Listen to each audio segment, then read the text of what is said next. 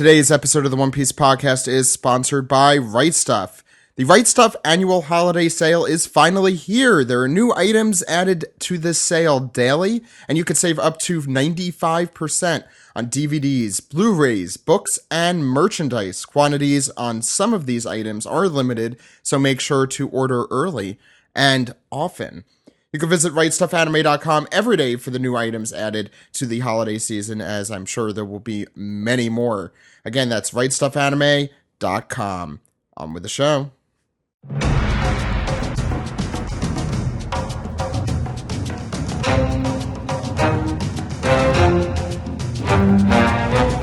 This is the One Piece Podcast, episode 449 for the week of Monday, December 18th, 2016. My name is Zach. And my name is Steve. On today's episode, we have a very special guest, translator for One Piece in Weekly Shonen Jump. We have Stephen Paul with us. Hey, Stephen. Hey, Zach. How's it going? Pretty good. I've bought almost no Christmas presents, so the clock is ticking. Me neither. I'm right there with you, Stephen. As you know, I told you previously, I was super busy, and I only started buying Christmas gifts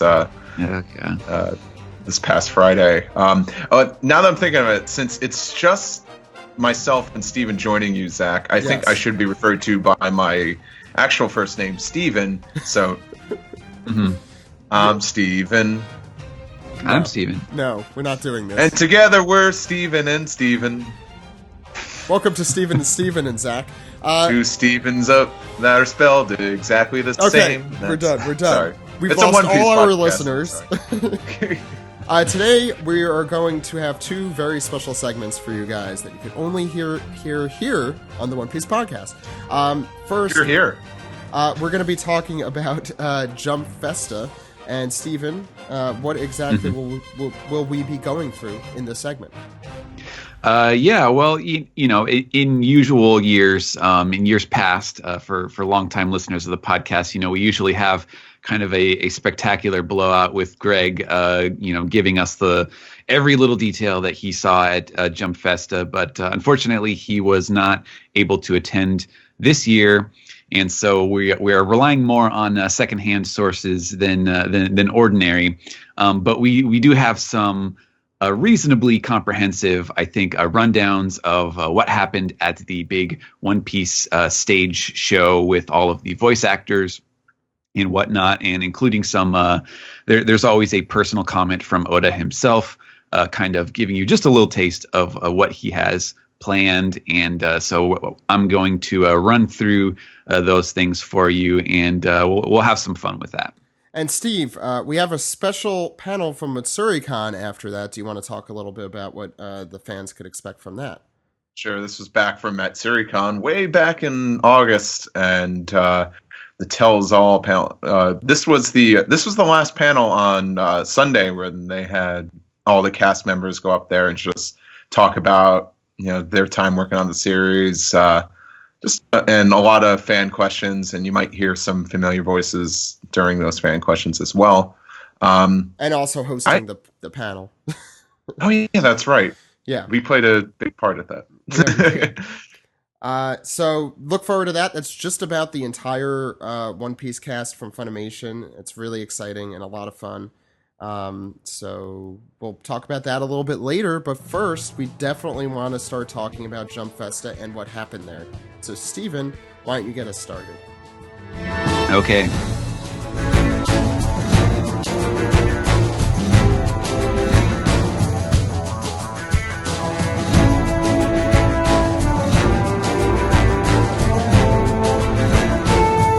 This is our segment for Jump Festa. Stephen, what happened at Jump Festa?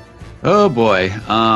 Well, yeah. I'm sure if anyone has been, following our Twitter account or other kind of One Piece centric, accounts or Reddit forums or all that kind of stuff, you've probably seen some of the pictures of the stuff that they put up at Jump Festa. Since this is, of course, 2017 is going to be the 20th anniversary of One Piece, and we're just kind of getting the tip of the iceberg as far as all of the celebration stuff goes. One of the things that was definitely, I think probably most people have seen by now, is that Oda did. We found out. I saw the image first, and then later on we found out that this is actually going to be the color spread for an upcoming issue.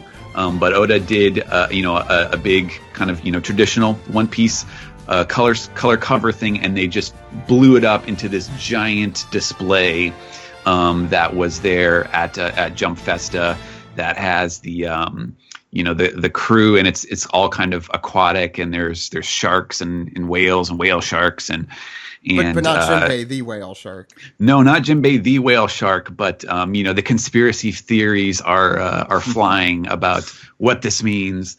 But yeah, I guess we're going to see that in the magazine at the start of a chapter pretty soon in the next few weeks. And is it a conspiracy theory if Jinbei said yes, but just wait a little while? I think he's coming aboard at some point. Yeah, we've run through several of these over the years, but I mean, obviously, if that's going to happen, it seems like now is the time. But that's pretty cool. Let's see what else. There was a thing. Stuff. I don't know if that's... Yeah. Mm-hmm. There was apparently a little display corner where they got comments about the 20th anniversary. Like what are things that you remember about working with Oda, or what things are special about your time working with Oda? Comments from all of his editors through the years, and people took pictures of those, so we were able to put together an article.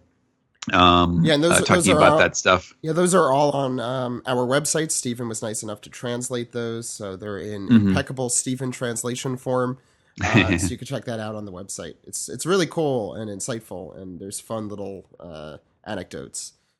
Yeah, I like the anecdotes, like especially starting from the first one where he talks about how when the very first volume came out, he and Oda went and spied on a bookstore until they saw someone buy a copy of it, and they both celebrated together before they did their planning meeting for the next chapter. And so it's hard to imagine something like that happening nowadays, but it's kind of a cool look back through the years with these. They're very brief comments, but they're kind of cool. So check that article out. And let's see. I mean, I know there was a bunch of figure stuff and merchandise things. I'm not really up on that kind of stuff. I believe we do have another article with some of those your usual booby figurines and so on. In fact, I think didn't they make? I think they made one with the infamous Nami with the bottle of water. Now we can all sure did. Now our debate about the physics of that could finally be solved. Oh God! Don't remind me of that. I can't believe how long we talked about that color spread. But that was ridiculous. But I guess we can just jump into the main event here. The super stage. Yes, the super stage. Which man, if you remember the old days of Greg having to relay these crazy adventures you could listen to them. They're on our feed way back. Yeah, and how difficult it was to get in there. And it seems like they've made it a lot easier. Maybe if not to get in, then at least they show it outside. They have screens and stuff, and we were lucky enough to there are some articles online. We've had people who are users on the AP forums and folks that were there in person, and then they also linked us to a Japanese site article that has a bunch of pictures and stuff. So there's a reasonably comprehensive rundown of what happened, but it's it's whatever it is, like an hour-long event or something like that they do. They have all of the voice cast for the main Straw Hats, the 9 Straw Hats come out, and there's a lot of banter and kind of in jokes and jokes that they like to do every year at Jump Fest. And Oda used to come out, I guess, regularly to deliver some comments. Sometimes he had a little speech on his own, and he would interact with the voice cast. And sometimes he has done little jokes. Like I remember Greg was saying one year, it was like, we have a special comment from Oda, and then like he walked out and just handed them a piece of paper with his comment on it, and then walked off stage, and everybody was like, I think that was what? last year, yeah, or maybe the year before, yeah. This year they just put up the written image on the screen. I heard he was somewhere in the audience and he said something. Yeah, okay. I'll go over what he said. Yeah. There's so most of the show is basically just the voice actors goofing around, and I guess the centerpiece of the stage show this year, in keeping with the anniversary theme and kind of celebrating all the years of One Piece, is they polled the voice cast, the 9 actors, about their favorite chapter cover pages. And specifically not the colored ones, but Oda's black and white ones, the cover stories, just the random illustrations that he does, and kind of totaled them up and ranked them by importance and stuff. And so that was kind of neat. And so they went over them. I'll go over them in a second, but they also talked about one of the recent volumes that came out was the one that was actually named after the chapter of Let's Go See the Cat Viper, Let's Go See Nekomamushi. And that, of course, was based on this song that Cho had written or improvised or whatever it was, a few years before Oda got the inspiration to use it, because he liked it so much. And so I guess they had a little live performance of that. And then they went into these chapter covers. So let's see here. They went from 5th place to 1st place, and there were some ties. So the 5th place covers, it was a tie between chapter 592, 668, and 597, and these are all kind of themed together. So the first of those is the one with Akainu and Kizaru, and Akainu is kind of doing like a bonsai thing, where he's got his shirt off and he's got that huge tattoo over his shoulder, and he's like pruning the bonsai tree as Kizaru watches. Mm-hmm. 668 is the kind of infamous one with Whitebeard and Ace's graves, and you see the brothers' cups on the little box in front of that, which when the magazine was originally published in Japan, they had the ads like covering up the cups, and they didn't have it for English Shonen Jump because they didn't have all the ad type over the image. So we actually had a better inkling of what he was doing with that than the Japanese readers did. And 597 was the one with Roger and Whitebeard standing back to back with their Jolly Rogers. So it's kind of a portrait of the previous age, if you will, or these important figures from the last generation. The sister pose, if you will. Backs to each other, arms crossed. Mm-hmm. Got it. Freaky Friday, yeah. And let's see. Then number 4 was the chapter 82. That was the episode 82. Let's Stand Up, back in the Arlong Park saga, where we talked about this a lot in the read through. I think this is one of our favorites. What a callback! Wow, it's a great one. No kidding. I'm a sucker for kind of like grid illustrations, like having like a grid or rows and having the characters in each box. Oda used to do it a lot. And yeah, I'm reminiscent of these, very nostalgic for these. Yeah, no, that was a really cool one. And after this point, they introduced like a side thing, and this was really cool. that they revealed a little backstory. So Yao, of course, who plays Frankie, anime fans know that he had previously done some other notable side characters such as Mr. Tu Bon Clay and Django, and they revealed as what do they call it? A Bangai Hen, which is like a outside of the rankings, like a little special mention. They picked out some of the Django and Full Bodies Dance Carnival or Dance Paradise covers, because apparently the idea to do those came from a conversation between Oda and Yao, like way back in the day, which is pretty awesome. Yeah. I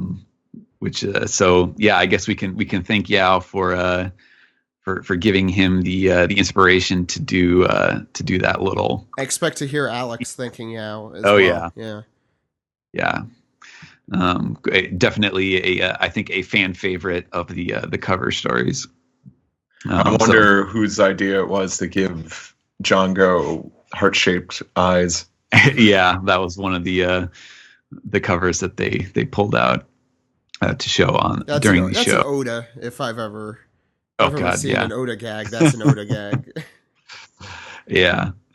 And the number 3 that they picked was from chapter 596. That was the drawing of Luffy, Ace, and Sabo all as adults, kind of running away from the I guess it's the gorilla chef from the restaurant.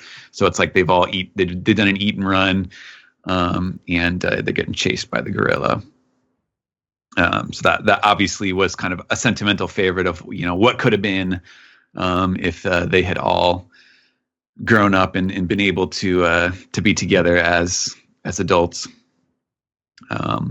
Number 2 is the 839. That was the Kochikame tribute cover.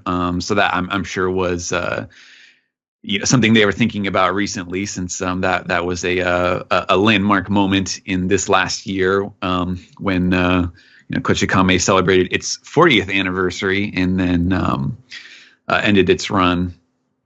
And that, of course, was a favorite of Oda's. And they did the whole eyebrow gag with all of the manga in Jump. And the cover image is, of course, of Luffy drawing the eyebrow thing over the wanted poster of Gyotsu, the main character of Kochikame. Let's see. Yeah, and then they talked about the going to see the Cat Viper thing, and Cho did his thing, and the number 1 selection for them. This is kind of fitting for all of the cast. It was an 8-way tie for all of the training covers for the Straw Hats when they were split up. Mayumi Tanaka did not get a vote at all. Apparently not. Yeah. This of course was very fitting, because that was this amazing look at all of the stuff that they had been up to when Steve, you and our characters are in one of these. They totally are. Yeah. We did it. Good job, Steven. Mm-hmm. And I guess apparently the what they did is they wanted to do a live reenactment of, because this was, these covers were coming out at the point where, it was after Marineford, and you had all the Luffy flashback and stuff, and he has his breakdown with, I have my crew, what do I have left? And Jinbei is trying to, get him back on his feet. And so they wanted to do a live reenactment of that scene, but of course Jinbei's voice actor wasn't there, and so I guess there's an in-joke. It's like a Jump Festa joke that whenever they do whenever they reenact some scene or something like that, and they don't have the right actor, is they always ask Nakai, Zoro's actor, to play the part. And so they're like, okay, Nakai, you have to be Jinbei now. And according to the Twitter account that I was seeing post this stuff as it was going on. Like he started off by going Kishi shi shi shi, and they're like, no, that's not the wrong character. Wrong character. Luffy-kun. That's all you need to do. Mm-hmm. And so I guess Miami Tanaka then like got the whole crowd to do the "I have my crew" line together for Luffy, and so that was their rundown of kind of the history of the cover chapters, the chapter covers, and then after that they went into some kind of merchandise stuff because in Japan, of course, Film Gold came out. During the summer, and the DVD, the physical media is all coming out at the end of this month, and so they were kind of pimping out all of the special editions and normal editions and so on. Of course, we will get our chance to see it in theaters coming up pretty soon. Yeah. They talked about the One Piece Kabuki. I guess it was so popular that they decided that they will do another run of the performances, and that will be happening at the end of 2017. So from October 6th to November 25th. And Steve, you saw that and enjoyed it greatly, if I recall correctly, in LA. Yeah. That was definitely a lot to take in, that whole experience, but I'm kind of glad that it's getting another theatrical run, right? This is a live run, I think. Wow. Yeah. Mm-hmm. Holy crap. Yeah. That's even better because like I said, I watched the feature version of it, and I'm still impressed by just the physicality of it all. Man, it's really nice that some people are going to get another opportunity to see this, because it was definitely, it was very memorable and unique. So if you're going to be in Japan in October or November 2017, try and get some tickets to this, and then bring us along. Good luck. Get us tickets to Japan to bring us along. Yeah, I'm not sure. It doesn't say either way if this is like just a reshow, if they're just going to do the same performance, or if they are going to put together a new thing or not. But I would guess likely it's the same, if I had to guess. Yeah, that's what I'm guessing. Might as well set our expectations low, so if they get if things are better than we think they are, then we could talk about that if it happens, but we don't have to disappoint people. What's next? Yeah. They also mentioned that they're doing the Tokyo Tower, the Tokyo One Piece Tower thing again. I'm not sure if that. I thought they had mentioned when that was first being publicized that there was kind of permanently going to be some sort of exhibit there at the Tokyo Tower, but apparently that's still a thing. I hear that's free. The One Piece thing to see in Japan. I've heard very good things about it. Well, hey, Tokyo Tower is a landmark. So that's true. If you're there, reasons to see it then. One Piece exactly, and a landmark. Yeah. After that, they actually had a little a special preview. They pulled a panel from the next chapter, the one that we're going to be seeing next week and talking about next week on the podcast. Having seen the chapter already, I can tell you that they picked a very safe panel. Like, it's not really telling you anything that you didn't know any already. But it's just Luffy and Nami are still captured, and Luffy is very desperate to get out. So geez, I wouldn't even consider that a spoiler. Yeah, exactly. That's pretty much where we were last time we saw them. Trust me, there will be plenty more to talk about when we get to that. I hope. Yeah. And so right after that is when they had Oda's comments, and they just slapped them up on the screen. And so I'll read them for you now. He asks everyone, hey everybody, are you enjoying Jump Festa 2017? I am the creator of One Piece, Oda Pikotaro. And if any of you have seen this Japanese meme song thing that is going around, the pineapple apple pen thing, The Pikotaro is like the name of the guy who did that, and it seems like everybody's kind of making jokes about that. In fact, I remember somebody saying that if you look, speaking of Luffy and Nami, those scenes where you can see the like kind of random writing of the page in the giant book that they're trapped in, that if you look, you can see like he kind of does a little shout out with some of the words that you can make out to the pineapple apple pin thingy. When memes come to One Piece. Yeah, Oda loves it. So he says, yes, I'm here somewhere in the center, watching this stage show and grinning. Please do not look for me. I don't want you to see me grinning like that. So apparently he's feeling self-conscious about how creepy he looks. And so he talks about Sanji here. He says, at this time last year, there were very few appearances for Sanji. He hadn't been around very much. And I had lots of Sanji fans and Hirata himself saying, "Bring me Sanji, bring me Sanji." So I made sure to show lots of Sanji in this past year. And now that I've put him out there, I'm hearing people saying, "Stop it! Enough, please, no more." And he's like, "How selfish can you be?" And he's like, "Okay, well, look, you can't always get what you want.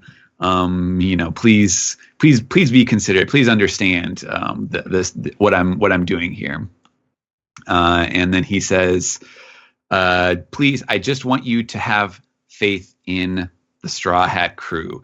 We're just about to get to the point where the shonen manga shines, where it really takes off. Next year, I have a cavalcade of plans from Whole Cake Island to the Reverie and Wano. Please keep up. Don't get tossed overboard." In 2017, the 20th anniversary of One Piece, I'm going to make sure that it is nothing but entertaining. So be super excited. Be uber excited. December 18th, 2016, Eiichiro Oda. And that is his comment.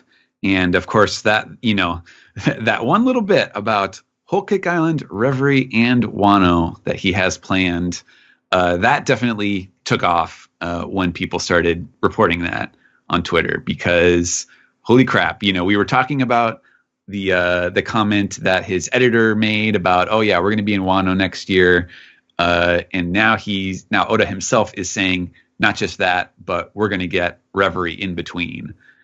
Wow. What did you guys think when you saw that word getting out? Steve, you should please. I was surprised. I did not know we were gonna. It's the Dressrosa thing. Like, I'm so used to arcs being at least like a year long. Mm-hmm. The fact that we're gonna conclude one, go through another, and then start another one before the year is up is mind blowing. Can't remember the last time we've experienced something quite like that.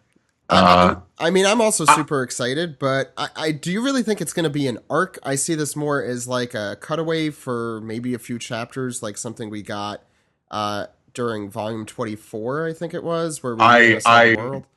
I would say so. I don't see the Reverie lasting too long. It's just going to be a lot of people talking. But I mean, I like maybe that. It's our age, or maybe it's just because we've been in the series a long time. But I know you love the post Alabasta stuff. I love the post Alabasta stuff. I like seeing characters come back and talk. Yes. So I am really looking forward to Reverie. It's gonna be a lot of cool interactions. We are gonna see Vivi. We're gonna see Stelly.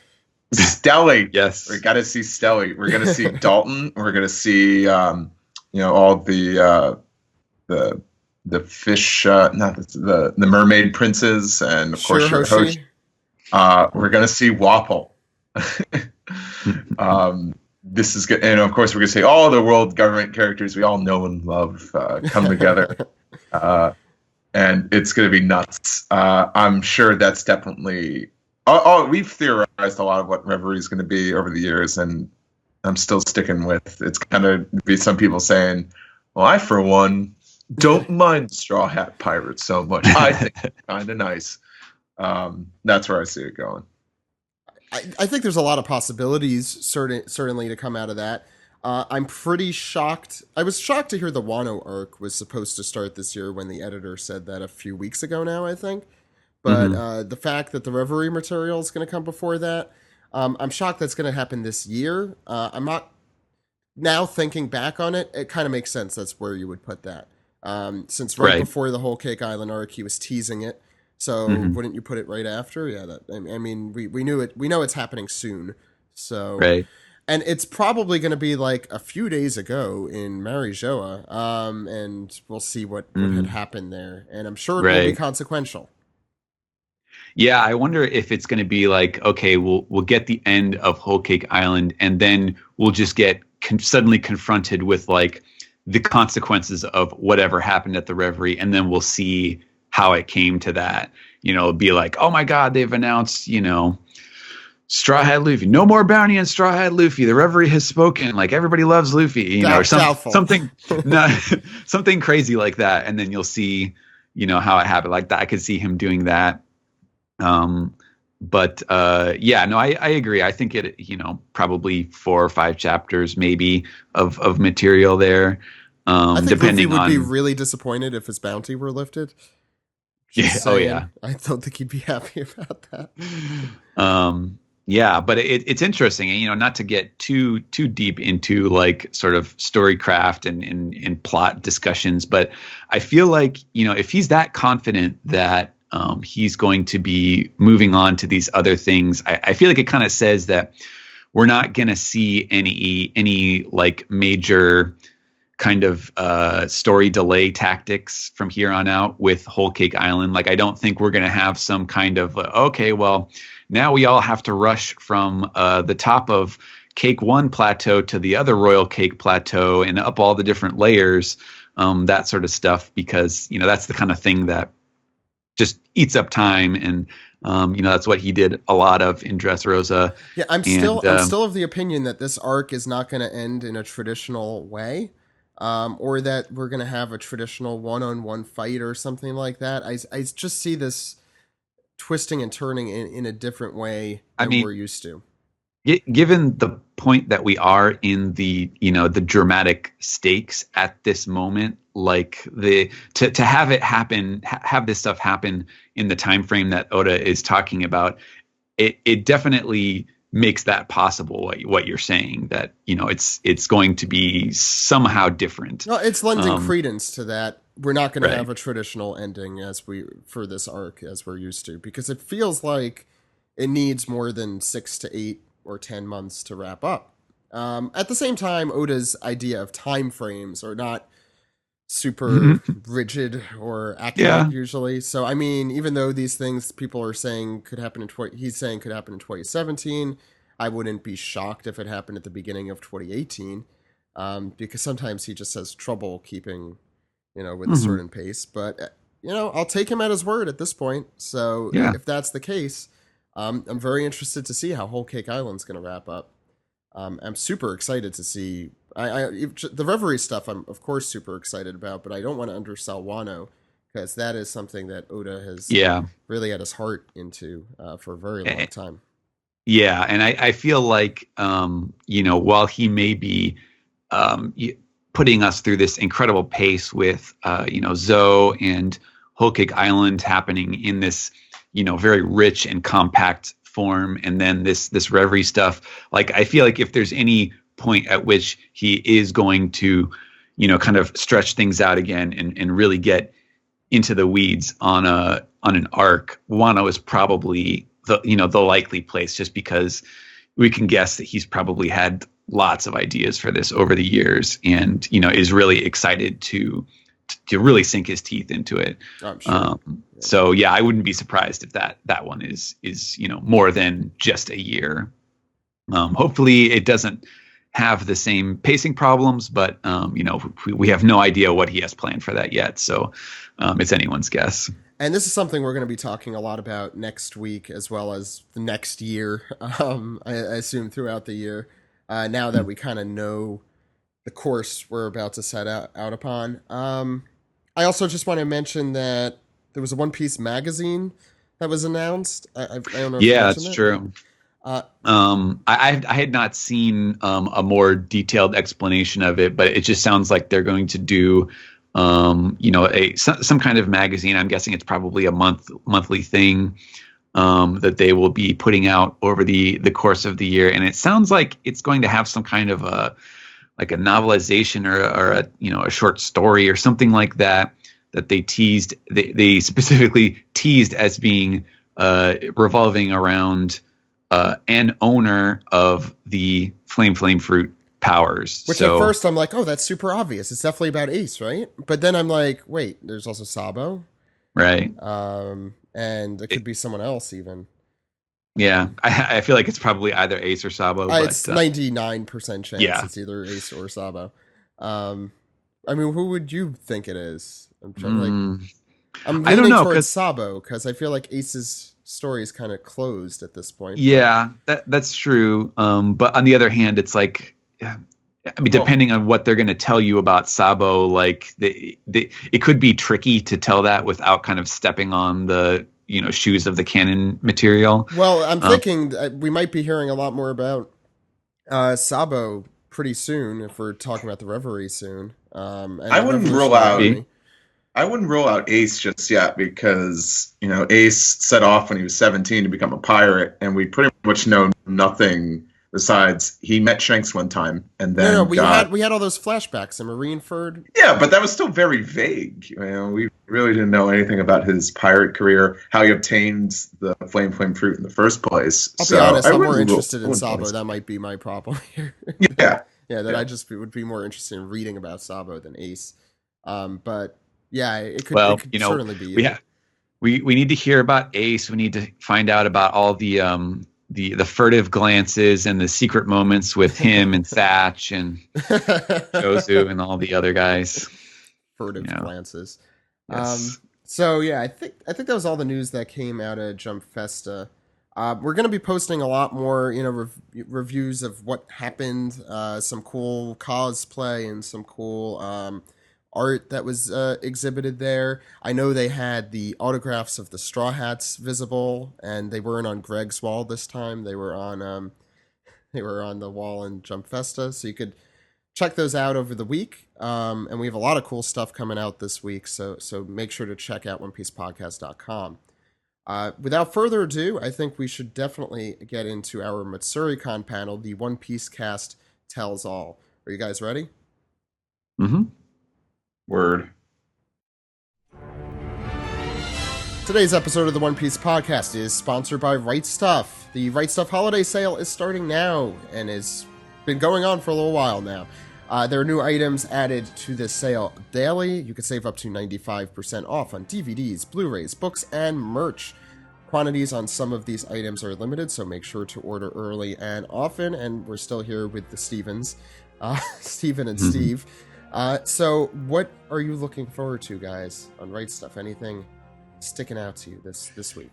Oh boy. There's just too much to choose from. I didn't realize you were going to be throwing it to me. No, it's fine. Wolf Children is on Blu-ray and DVD. And Steve, we saw that movie together. We did. And it's a good movie. And it's a Hosoda movie, so you know you're in for something memorable. And Wolf Children was great. A lot of people, every time it was brought up, they're like, oh, that movie was depressing. And I'm like, no, it was not depressing. It was bittersweet. Yeah, that's a good descriptor for it. And Hosoda, for those who don't know, did One Piece movie 6, for those who've seen that. So amazing direction, as you'd expect from him. Is there anything in general that you expect to be buying, Steve, from Right Stuf, whether it's on sale or not? I think everything is on sale. How much? I saw that there's this classic anime called Dirty Pair, and they have like every single incarnation of it on DVD and at pretty affordable prices. Like there's like a collection that has all the films. There's one that has all the OVAs, and yeah, it's all like affordable. affordable, and like that's a. I feel like Right Stuf is the good place or the right place, if you will, to start. I get it. Yeah, and they don't just do anime; they do manga as well. And you can you can do pre-orders that are bumped down in price.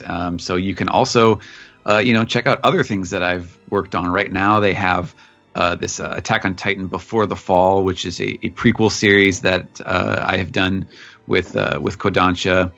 With a different artist who has a different set of skills than the main Attack on Titan guy. If you're interested in perhaps a flashier looking take on Attack on Titan, they have these gigantic Blame master editions that Vertical has started putting out. The original release of Blame that Tokyopop did was one of my first two professional assignments over 10 years ago, and so that's one of my favorite series, and it's a super fancy edition. The book size is huge. If you like futuristic sci-fi, kind of post-apocalyptic sci-fi, that is a super cool series. I didn't have anything to do with this this edition of the series, but stuff like that you can pretty much always get a good deal on Right Stuf.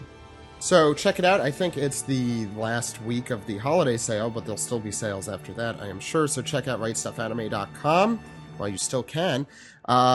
Get the amazing holiday deals. So why don't we get back into the show? You guys ready? Yeah. Very.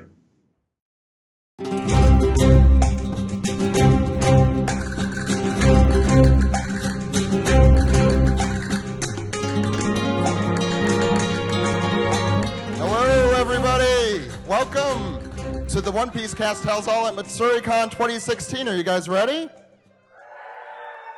So before the cast and crew comes out, I want to introduce ourselves. We are the One Piece Podcast. If you didn't see us yesterday, we talk about One Piece every single week for hours and hours.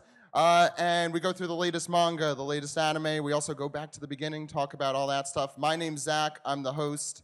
And with me today, we have... I'm Alex, also known on the podcast as The Dude. On the podcast, I am a co-host, and I host a segment with Zach called The Dude and Zach's Dance Carnival, where we talk about the music of One Piece, like the background music and stuff like that. Outside the podcast, I'm also an improviser, an artist, and I do a pretty sweet thing called Super Art Fight. My name is Ed, and I co-founded the podcast with Zach back in 2009. We were actually college roommates, and I was the one who introduced him to One Piece, so I feel kind of responsible for all of this today. But, anyway, check out the podcast. It's great, and we love One Piece, and we love you for loving One Piece. So, thank you. My name is Jill, Minister of Chill. I am an editorial writer for the One Piece podcast site, an occasional guest on the actual podcast. I mostly write about fan communities and how the One Piece fandom reacts. Hi, I'm Sam. For the podcast, I am technically an editorial writer, although I haven't really written anything for a while. Don't mention that. I'm also the host of the Anime Recap because these guys didn't want to do it, and I also write reviews on AnimeNewsNetwork.com. So if you know those guys, I work with them sometimes. Hi, my name's Brian. I often guest on the One Piece podcast, but I'm associated with these guys because I'm a director on Rick and Morty. These guys are gracious enough to have me on because I'm a huge One Piece fan, and I could talk about it for hours, but I'll give the mic to him. So that I may talk for hours. My name is Steve. I'm another co-host on the One Piece podcast. I've been a huge One Piece fan for 13 long years now, and it's so crazy after all this time. One Piece has really just blown up in the US. It's become more and more popular to the point now where we have a convention that's practically dedicated to it. I'm excited to be here, and I hope you guys are having fun, and I'm looking forward to this panel today. Trunks' hair is purple. Trunks' hair is purple. Dragon Ball Z. I agree. Trunks' hair aside, so we've been we've talked to the Funimation crew a bunch of times, and it's been just the highlight of our podcast experience. I think the first time we spoke to them was back in 2010. We had our interview with J. Michael Tatum back then, which I'm sure Steve could also talk about for a few hours. Voice of Enru, Kyle A. Bear, voice of Cobra. And since then, we've, I think, just about everyone we have interviewed at some point. We also got to go to Dallas and see how the Funimation dub is made. It's called OPP Dallas. It's on our YouTube channel. So check that out if you want to kind of see the behind the scenes even more than you're going to hear today, which I'm sure is going to be pretty crazy. But I guess we could even introduce everyone. Yeah, okay. So, Alex, take it away. All right, everybody. Please welcome today your panel of One Piece voice actors. Starring as the Straw Hat Pirate Captain, Luffy, Colleen Clinkenbeard.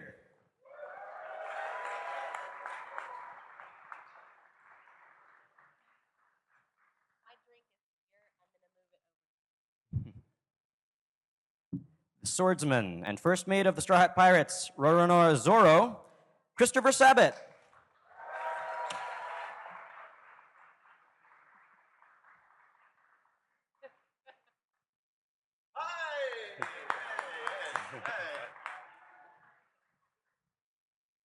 The Straw Hat Pirates sharpshooter and the bravest coward I know, Usopp, Sonny Strait.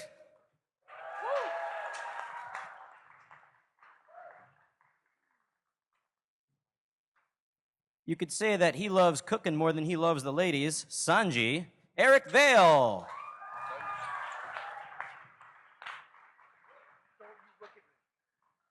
No eye contact. The voice of the Straw Hat Pirates doctor, Chopper, Brina Palencia.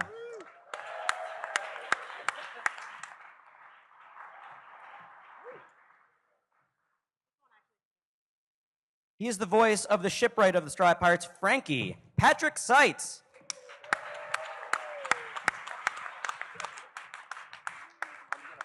I have my stuff over here. He might be all bones, but we love him anyway. It's the voice of Brooke, Ian Sinclair.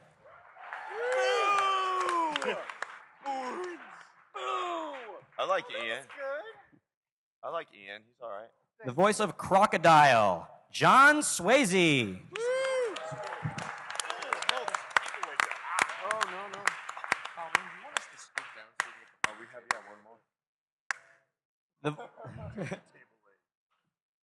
The voice of the lovely pirate empress Boa Hancock, Lydia Mackey.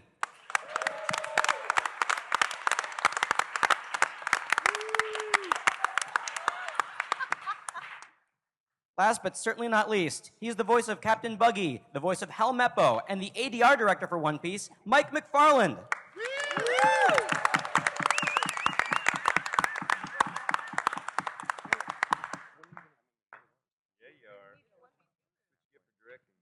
And here they all are. Colleen? Thanks, you guys. Can we get a hand for the One Piece podcast, guys? Because they are so awesome.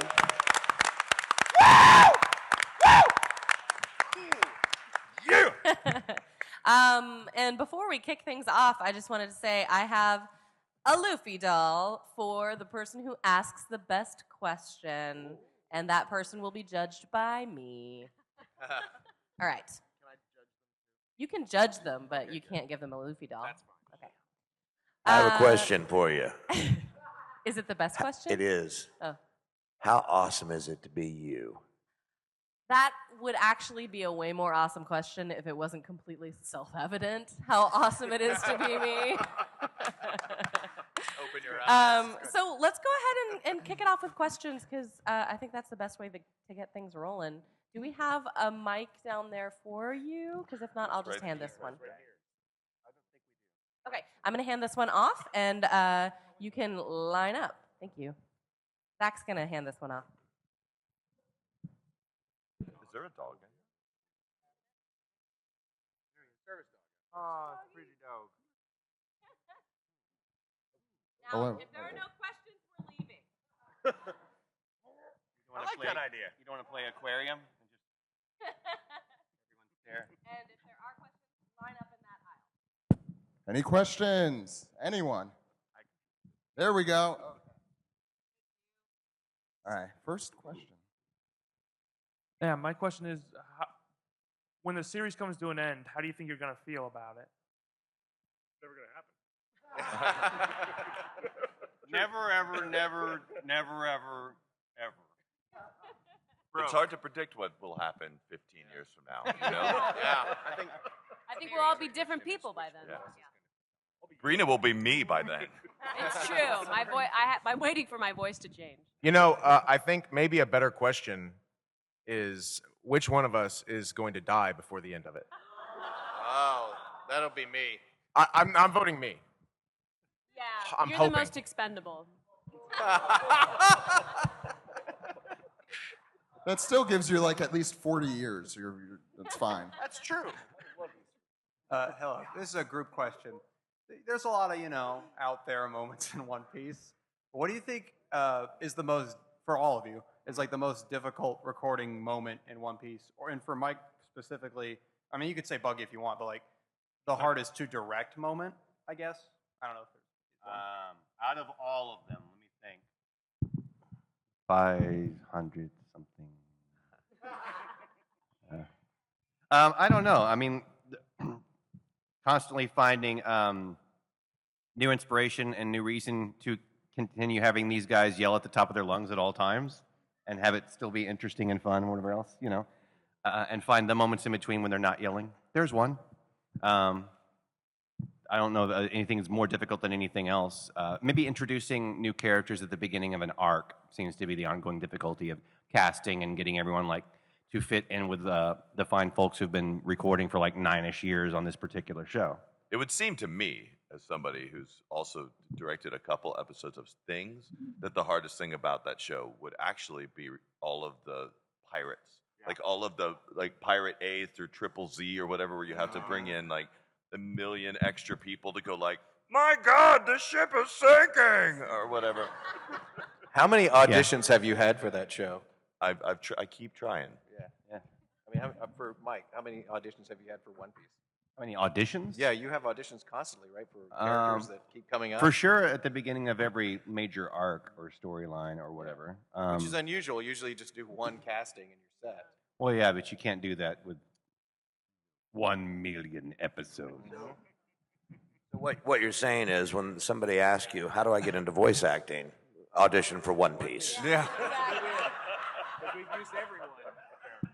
I feel That's like how I did it. acting-wise, when you first get cast as one of the Straw Hats, it's okay, cool. Here's your arc where you act your butt off. You got to break everybody's heart. It's going to be really messed up. You got to go through a big range of emotions, and then you settle into kind of your role within the group. Usopp and me and Chopper are all gonna, be screaming and freaking out. Frankie's gonna be figuring out something awesome. Luffy's gonna want to hit something, and that's just you have your roles, and then it becomes just very comfortable. Recording One Piece is probably the happiest thing that I record. It's even if I'm having a terrible day, I leave having a great time. I think they're leading up to it. They haven't done it yet, but I think at some point they're going to have a couple of moments where Sanji and Zoro argue about something. Once in a while. Sometimes. For me, because Luffy is such a strange voice for me to be doing, anything where he's overly emotional is really difficult. Any of the crying stuff it's really difficult in the first place to be emotionally invested when you're dubbing because you're doing the same thing over and over again and it's just kind of in bits and pieces. But to be doing that and be doing something where in no way could you ever be that actual character is even harder. So probably the stuff with Usopp and the Going Merry, that was all really hard. I was going to say the same thing because Usopp has such a weird voice that the scene when he has the money stolen and he realizes it's because he's weaker than everyone else and he's crying and everything. And Mike said, okay, this is going to be really serious. This is not going to be Usopp's funny stuff at all. But you still have to do the same voice. Yes, you have to do the same voice, but the voice changes a bit, though. I mean, and you have to realize that people who talk like this are doing a bit of an affectation in real life, too, But if they really face a moment that emotions have to be used, you're going to hear the real voice of who they are. Yeah. Okay, thank you. That. And the only other hard thing is everyone having to say my character's name. Oh, God, yeah. Zoro. Guru no Zoro.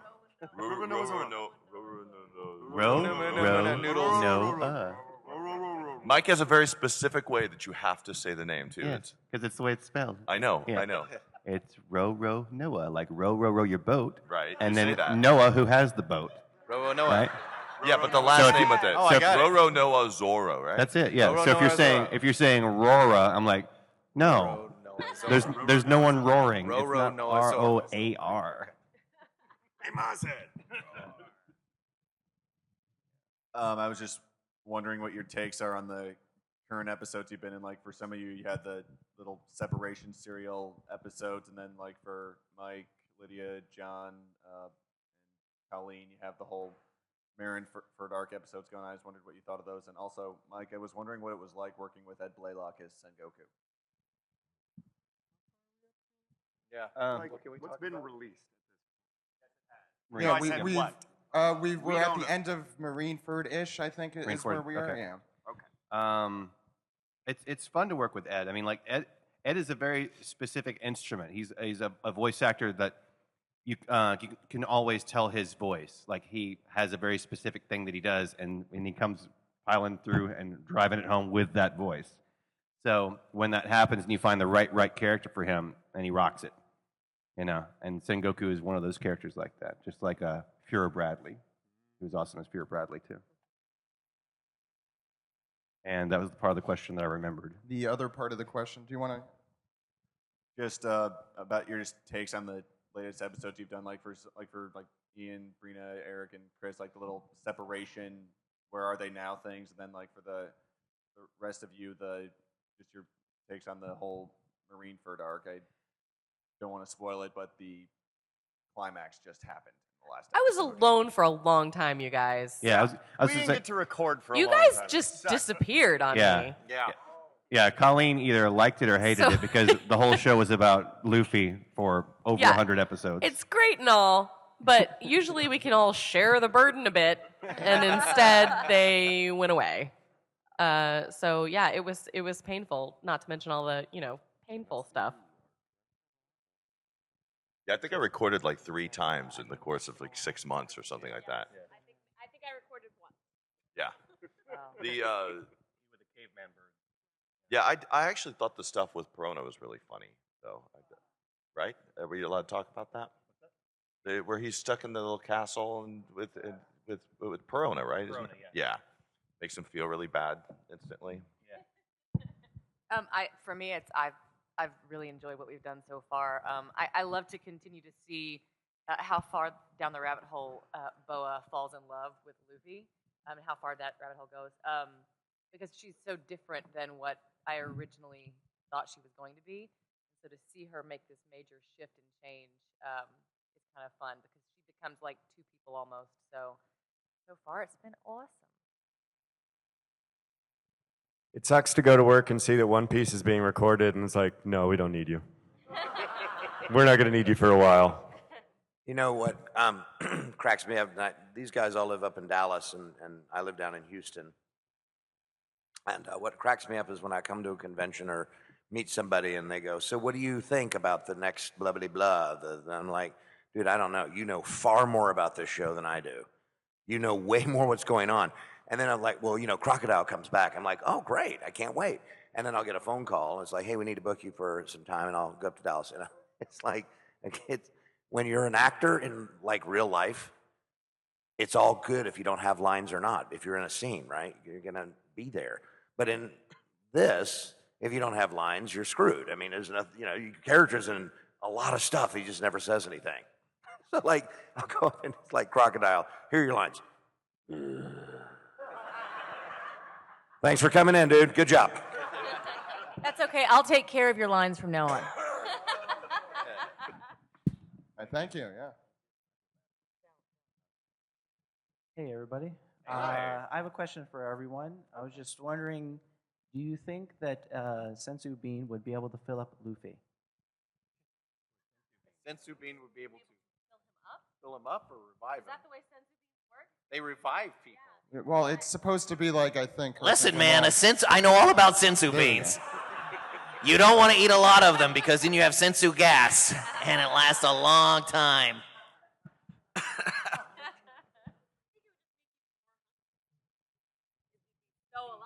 Yeah, you'd be so. Yeah. I think technically the reason I'm not as big an expert as some others with DBZ, but I think it fills you up so much that's how you get your energy back. I think it's like it acts like 1,000 meals or whatever it is. Chris. They've never discussed that. So it's not like Dragon Ball Red You Bull. didn't have lines where you discussed that in DBZ? It's fair to say then Yajirobe has eaten a lot of sensu beans because he is most filled up. They're really good. We could Send easily you turn this some into a more Dragon Ball to Z me. panel. I think Luffy could also just expand, yeah. He would just be a really fat, really energetic.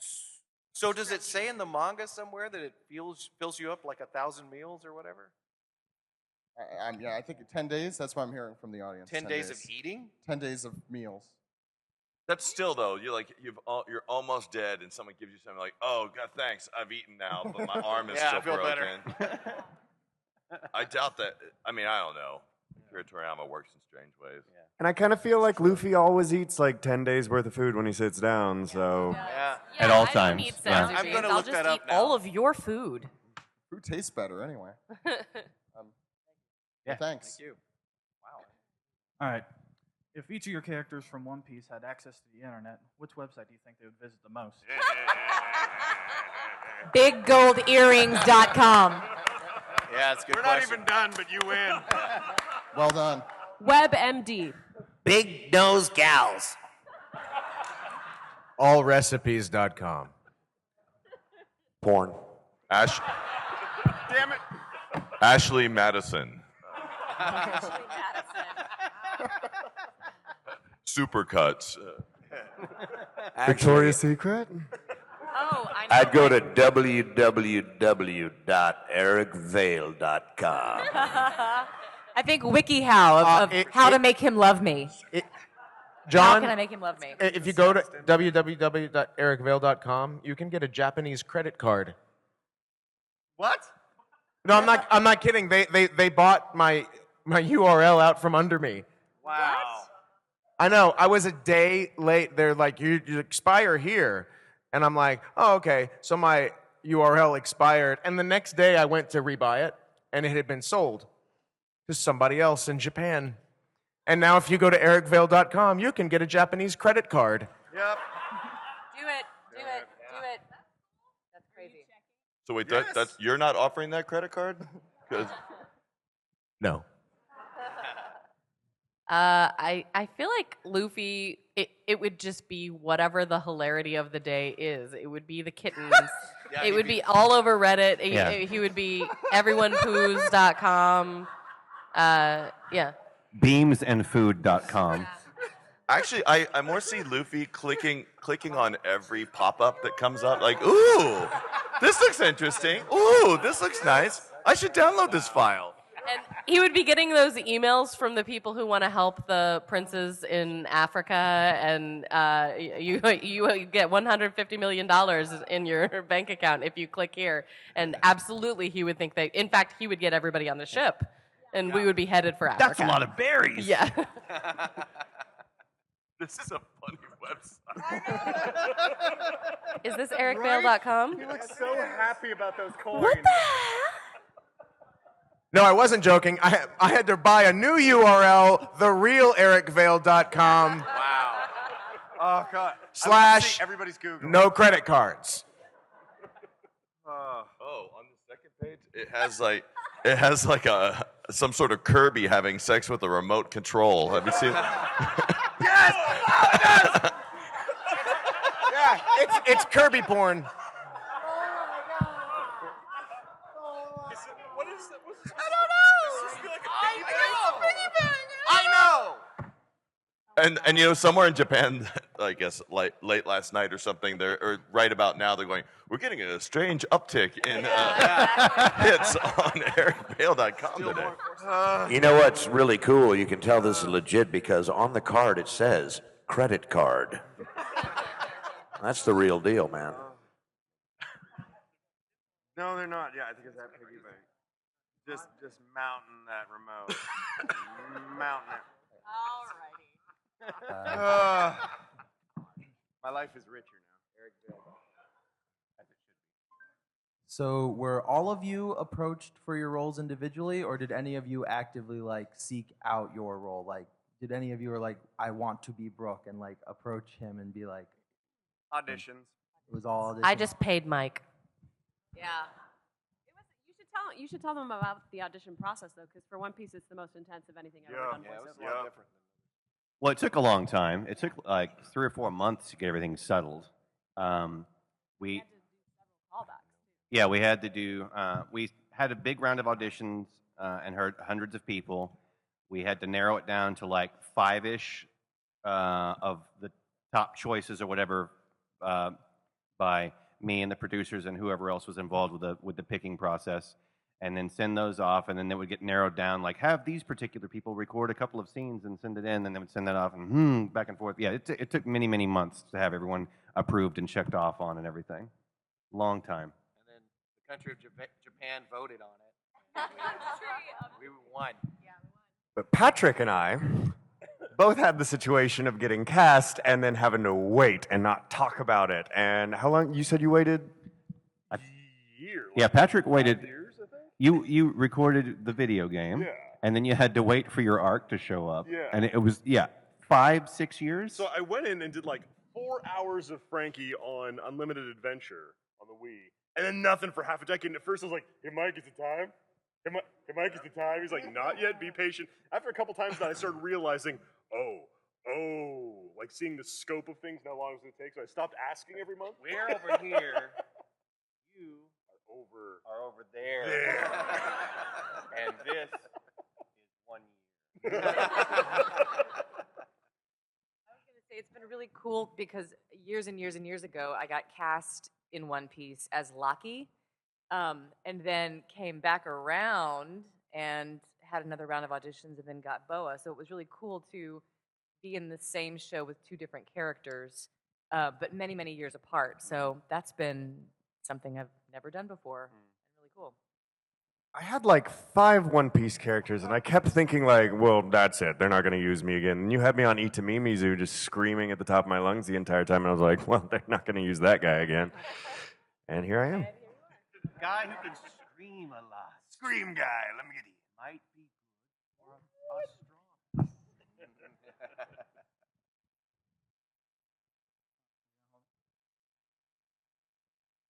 What was your favorite story arc throughout One Piece? Foxy. I love the character Foxy. I think Jonathan Brooks is freaking incredible. And so anytime he shows up, that's my favorite. I like Thriller Bark, personally. Yeah. I liked Water 7 and NES Lobby, or however you'd like to say it. Yeah.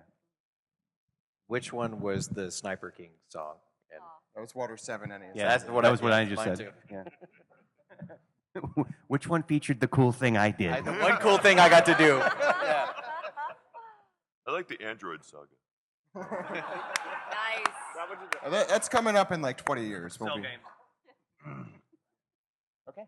I think carrying Luffy on my back in to try to find Ace, that whole section of like going to get him was really fun. Okay. Who would you guys consider the second command of the ship? Some people argue it's like Nami or Zoro or even Frankie because he's a chef. Like you don't mess with the chef. So who would you? Sanji, I'm sorry. That's interesting. It's not Sanji. No. I feel like it would to me, it feels like Nami. I mean, Yeah. I know Yeah. just in my interaction with her as Chopper. or Sometimes she whatever. feels like Captain anyway. Yeah, she feels like she's kind of in charge of even Luffy, honestly. Yeah, because, well, she's like the navigator. Yeah. Okay, so if you look in the cockpit of a plane, you got a pilot here and a navigator over here. Yeah. Makes sense. Zoro first mate? Isn't he first mate technically? Yeah, technically. Technically. Could you get that a little closer, Eric? That'd be great. Thanks. It's awesome. It's good seeing you. It's good to see you. Great beard, buddy. You got a great beard. Thank you, ma'am. Sure. Wait, we already... You're seeing the result of that. Fusion! Look, I know a lot of you guys have seen that Eric and I don't get along at all, and that may be true, but I actually am. I just want to say that I'm willing to kind of let bygones be bygones. Eric won't do it though. I want us to get back to where we used to be, which is why I'm taking a step in the right direction with this hat that I made for you this weekend that says, "Make Eric Vale great again." So, there you go, buddy. And no one deserves to wear it more than you. It looks good on you, Eric. It does look right. You already got a little bit greater. This is such a great hat. It's the best hat. I mean, believe me, there's no other hat like this. If there was another hat like this, we'd build a wall around it. Yeah. And that hat would be huge. It would be a huge hat. Huge. Biggest hat you've ever seen. Sorry. What has been your favorite battle in One Piece so far? What's your favorite battle in One Piece? Guessing that you guys fought in individually. At the moment, because I'm tired of Chris and Eric, I'm going to say Marineford because they weren't there.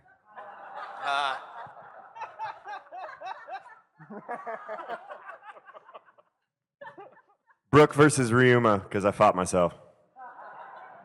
That was a lot of fun. Usopp versus Luffy because it was another cool thing I did. I love Chopper versus Kumadori. And that leads into I liked all of the Straw Hats versus CP9. Anyone else? Patrick? No? I liked all the CP9 stuff, and I also liked, it wasn't like a big important fight, but when he fought the spider monkey with the giant nunchucks, made out of a chain and like Greek columns, it was so overblown and stupid and awesome, and he was so happy about having the nunchucks, like, it really, I don't think he cared at that point whether he won the fight or not. Like, he was just like, look at this thing I made! Woo! Well, Super! that was either right around the same fight or the same time that you guys wanted to make the Sentai Warrior, where you stacked up the big Emperor or whatever. Yeah, that Robin wouldn't participate in because she's not a jackass like you guys are. We owned it, missing out. We owned it. My favorite battle was with this animal that I still laugh about the quote, and you're going to know which one I'm talking about because I bring it up all the time. Isn't it giraffes, right? It's, yeah. He goes, "Giraffes are awesome." Like, that's his intimidating line to me. Like, that's it. Well, I mean, they are. Okay, so it's a group question, but I'm going to kind of tweak it for the two warlords. So Straw Hat crew, if you couldn't be on the Straw Hat pirate crew, what crew would you be on? And then for the two warlords, if you were going to remake your crews, who out of the worst generation would you pick to be on your crew?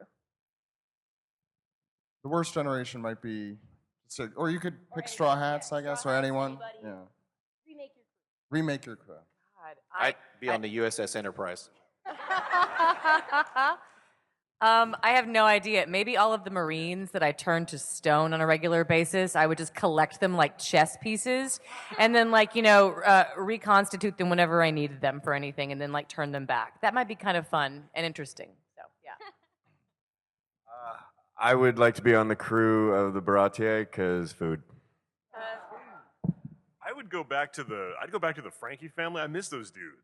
Like Huey and Mozu, having my backup, yeah! Fly swatter here. Yeah! I would go to the 2 Live crew. People are like, what the hell is he talking about? What does that mean? The 2 Live Crew was a band formed in 1974.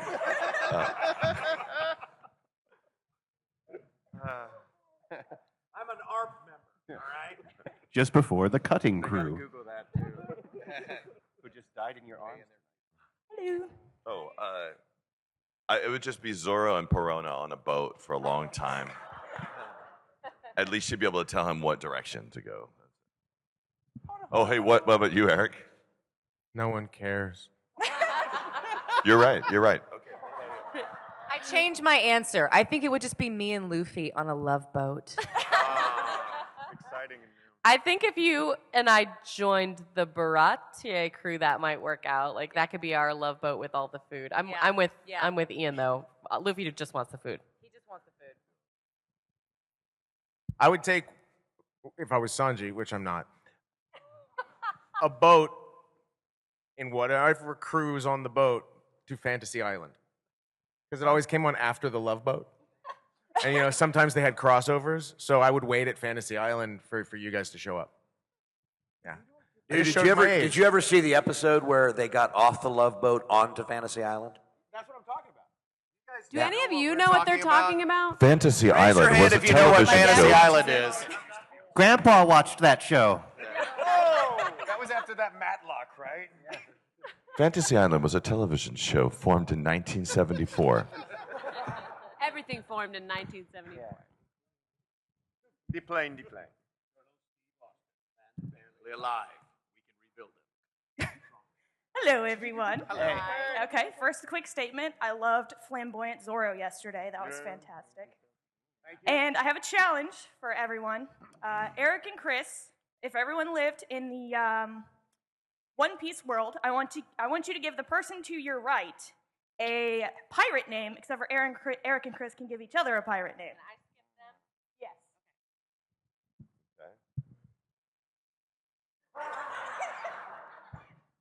Right?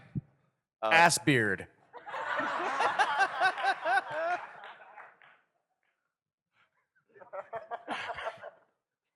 This is Captain Drinky Crow.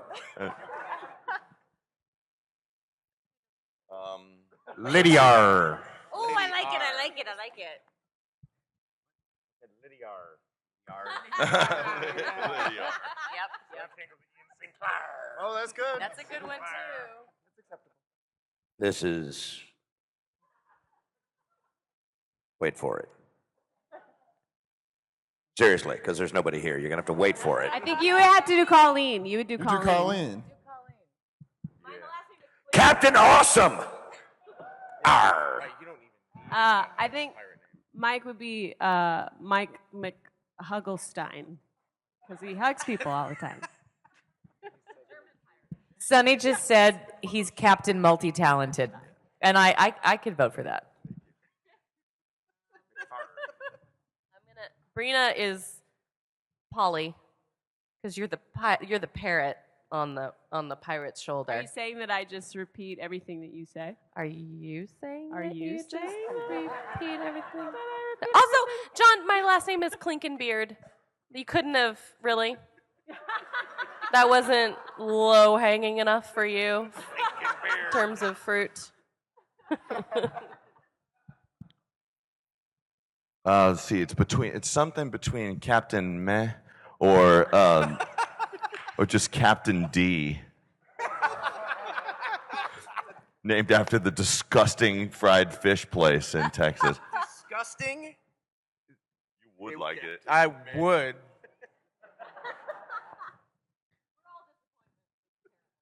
Captain Laser Sights. Yeah. Because it's Pirates had lasers? That'd be the end of it. Right? Yeah. That'd be it. Laser pirates. We'd be living in like a piratocracy right now. It would be like a pirate age. Like a golden age piracy. So anyway. Okay. This might be a question be a little difficult for some of you to answer, but the thing is, if your character, One Piece characters, were meet your characters in Fairy Tail, how would that interaction go? Whoa. It would be a major power struggle, I think, between Boa and Ultir. Because they're both, I think, badass chicks, and they might want to, like, outfit each other, out-costume each other.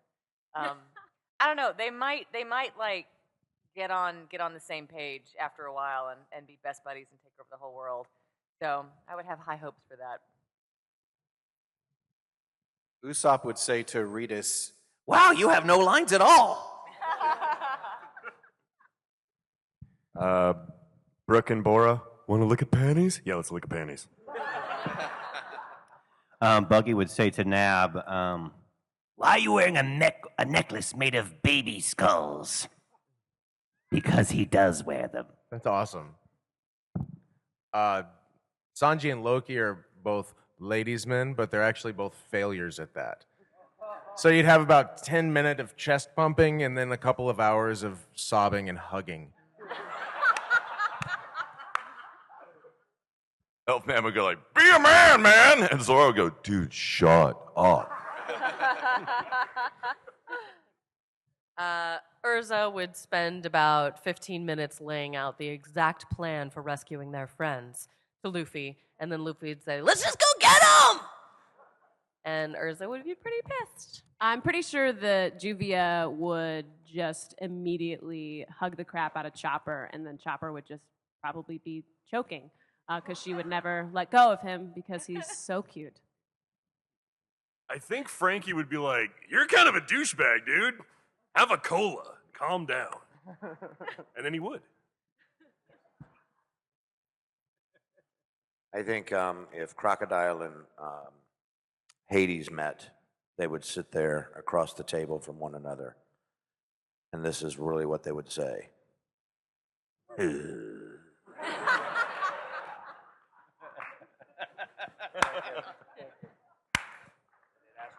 Well done.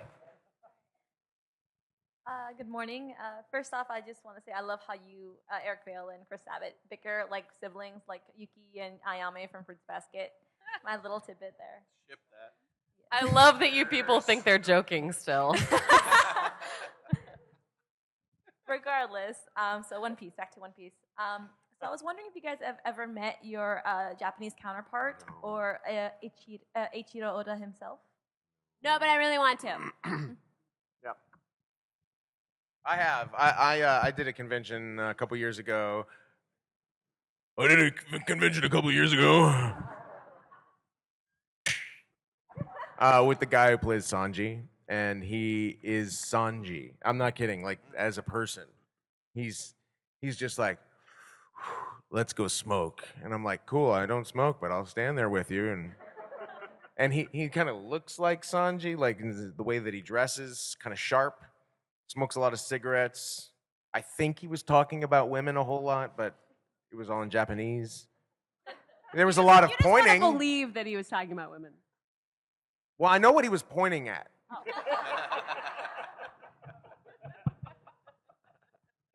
He could have been saying, "I'm not interested in those." You, Eric. That's why that happened. Anyone else have a chance to do that or no? No? Okay, thank you. Good morning. Good morning. Good morning.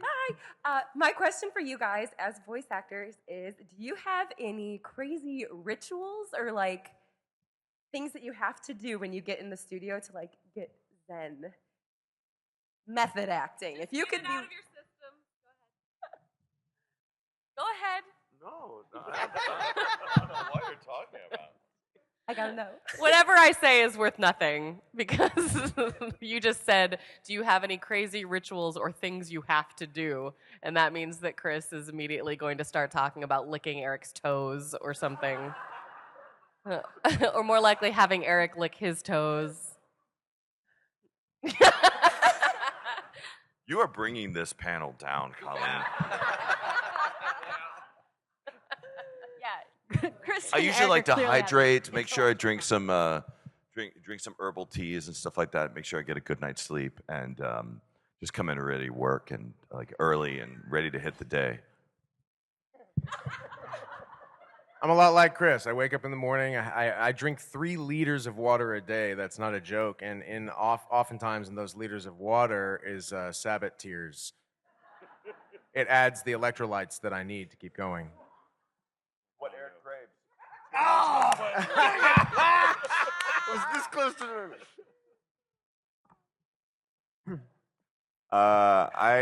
since Brooke is all eye holes and teeth, I walk around like this for a while, and then I have to get in the corner and yo ho ho because that's a diaphragmatic like exercise that kind of hurts, and so I have to do that for a minute.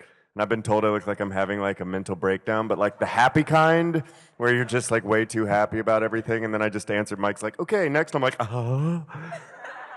You're going to be doing this, oh. Pulling it off. That would be terrifying. Every time I get to the studio, usually at Funimation rather than Okratron, I get in there, put my stuff down, take off my shoes, go get coffee or tea, lay on the floor, put my legs up the wall for a little bit if the director's not there yet, maybe even if they are. Get up, wiggle around a little bit, and then get set to go. Drink a lot of water. I do a kind of a cheesy actory warm-up where I have to go, ha ha, ha ha, because it kind of makes you feel good. Say that again. Ha ha. So wait, let me just get this. I'm trying to make sure I have this mental picture right. Yeah. So when the director comes in for your session, Yeah. you're laying on the ground in the studio with your legs up on a wall, Yeah. going, ma. Okay. Cool. I just want to make sure I had that right. Lydia. You Lydia, are correct. Lydia. Yes. I would like to book you tomorrow for 5 Great. hours. And don't be alarmed that my studio's in my house, in my bedroom. Not awkward. No, There's a microphone, I promise It's you. a very closed-off, private moment. There is nothing invitational about what I am doing. Just to be clear about that. My legs up the wall are up the wall to relax me, not invite you in. Well, too late. Oh damn! I Do some yoga and get your head out of the gutter, John Swayze. again, too late. I just like to take my pants off. Which is why I don't work that much anymore. I don't. Nobody likes that apparently. You know what's weird though is like when you're in a studio, and you alluded to this earlier, Chris. But when you're in a studio, you're in this booth, right? You got on headphones and you can hear, but you can't hear what's going on out there. And Funimation has these really beautiful studios, and they got big glass windows, and you can see the director and the engineer and everything, and you're talking and whatnot. And then at Okratron, well, maybe I'm thinking the old studio at Okratron anyway. You had the camera, and it was just there was no window. It was just a camera, and you could see a screen. And it was just always, it was weird, weird experience for me just being in that room. It was like, do they see me? What if I do something? Are they going to notice? And no, they didn't. Pants off. Yeah. I'm warming up right now, yes. I don't necessarily do any sort of warm up, but I do something that if people that I'm working with aren't familiar with me, it makes it look a lot like I don't want to be there, which is bad. But if I'm stepping into a booth or stepping into the director's chair doing whatever, I kind of get rid of like the drive over, or I get rid of whatever else is going on by going and just, nice breathe in, breathe out. But then some people are like, are you okay? I'm like, I'm really okay. Oh, I thought That's you were mad. clearing. I think I've known you for like 15 years, and I did not know that's what you were doing. Yeah, didn't either. People that really know me know that they are finding that information out right now. I was about to say, who really knows you if not us? Luffy, I just say la la la, and Joel thinks that's hilarious. So you might see it eventually on outtakes, but I la la la la la la, and that gets me into the Luffy voice. That's it. Yeah. You also sometimes do the little Monica warm up. Yeah. Thanks. Okay, this is for anyone who's feeling brave. If your characters had their own theme songs, like the Sniper King song, how would it go? La la la. I am awesome. I am awesome. I am awesome. You are not. Rena and Chris, you have to do this.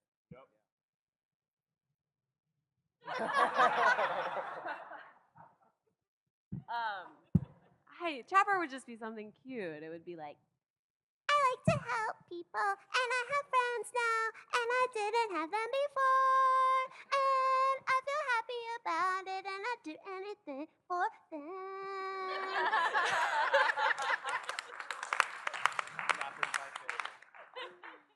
I've got a sword. I've got 2 swords.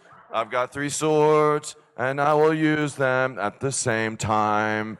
Then go to sleep for another episode or 2, and then I'll finally wake up and yell at Luffy, and then go back to sleep.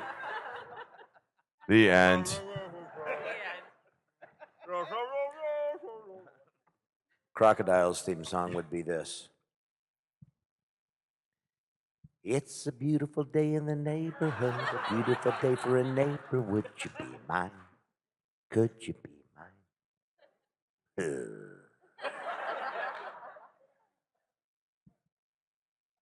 That's it. Okay. Yeah, well, Usopp doesn't, I guess. I have a, my name is Sonny, and I wake up in the morning and go to Funimation, yeah. And when I get there, all my friends are there. At least they say they're my friends, but they're paid to do so, yeah. That's my theme song. Still working on it. Thanks. Hi. Hi. I don't have a cook on my crew yet, so what should we have for lunch? Eric is actually a very good cook. Can I just say, he is Sanji, and you should watch the extra feature where he actually cooks for us in a live kitchen, and it's amazing. It was delicious. What'd you make? I made a dish that I make at home that is a cilantro pasta sauce.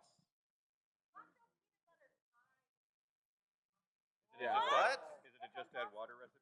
No, it is not a just add water recipe. This is something that you have to make from scratch. The only thing that can come out of a box with the whole thing is the pasta you use. You don't hand make your pasta? No, some of us have families. We don't have the time. Oh no.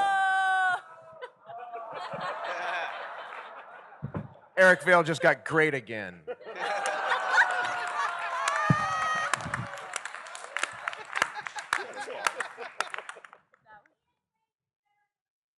Yeah, he's not. I did cook when before Chariot when I came over there. I cooked with you. Yeah, we cooked together. That like Yeah. like it was like a steak with a lot of cayenne and stuff on it. Yeah. Yeah. Now we also polished off an entire bottle of whiskey. Yeah. And Just the two- cigars. just the 2 of us. Yeah. And my neighbor next door, we couldn't figure out why, at 3 a.m, was hula hooping. Just hula hooping. But she's out. He's got a chain link fence, and we're outside smoking cigars and grilling. Oh, we had already grilled. I don't know. There was a lot of whiskey, and it's just Ian and I just being dudes, and she's standing in the darkness of her backyard, just to some weird music coming out of a beatbox. And I'm like, look over my shoulder. Yeah. Is she really doing this? Like, and is then I'm this like really filming happening? selfie, like, really, this is happening? Going to town. Could have just been Lydia warming up for a session or something. There is a very good chance that if you came to my house at 3 o'clock in the morning on a Saturday night, I might very well be doing something exactly like that. So it's entirely possible. No, actually, I have a story about it. It's that, well, for you. I actually recently bought a hula hoop, and it sucks. But it was $2, so I can't complain. I need to go buy a better hula hoop to up my backyard 3 a.m. hula hoop game. What is a good amount of money to spend on a hula hoop? I don't know. Maybe more than $2? I don't know. I don't know. I have no perspective. I don't know. Greater than $2. Morning. Morning. Just for everyone, if each of your One Piece characters rode a crazy, insane roller coaster, what do you think their reactions sound like?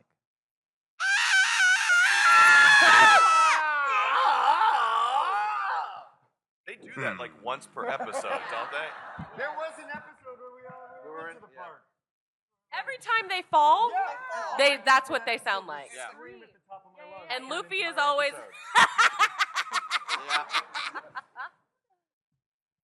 Yeah, we've done that. We did it. Yeah, it's done. Okay. Thanks. I have a question for you guys, just as like voice actors. Do you ever find yourself just like in day-to-day life doing your characters' voices, like narrating, "I'm making a sandwich" in your voice character? Not my One Piece character. Every time I've ever been asked this question, my answer has been no, and I always feel sorry for you guys because I know you guys want to think of us doing their voices at home, and we just don't. But now I have a 2-year-old. And his fire truck sounds like this. Yes, and he loves it. And he'll make it drive and he'll make it go up just to hear me go up, up, up, up, up, and he'll hug it just to hear me go, "Oh, I love hugs, thank you." But he also, and this is a little alarming, hits it because when he hits it or against something, I was saying, "Ouch, that hurts! Don't do that, please." And so now he'll go.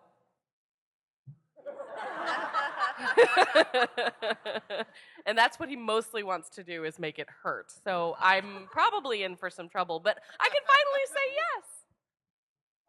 I have 3 dogs, and they all have distinct voices that I give them. I do the same thing, but I have a Colleen problem in my house where I've tried to use the voices to talk to my daughter, who doesn't want me to use any voices other than Daddy's voice. And she will tell me, "Stop it, be quiet, no silly voices." And I hear it all the time. And I'm like, those silly voices are buying you clothes. She doesn't care. I don't have any children, but I have a husband. Yeah. No, it's not gonna get weird. No, nothing like that.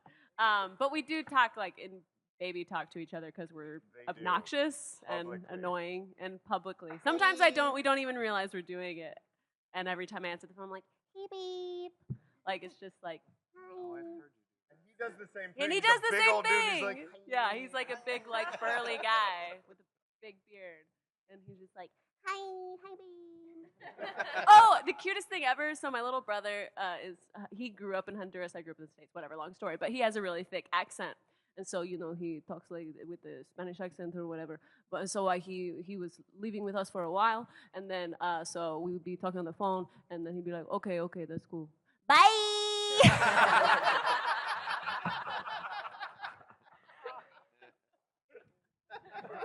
When I got my first nephew, I do that thing with babies where you try to figure out what noise makes them smile and laugh. So I tried to do low-pitched noises, high-pitched noises. Nothing worked. The Brook laugh was the only thing that could make him look and smile at me.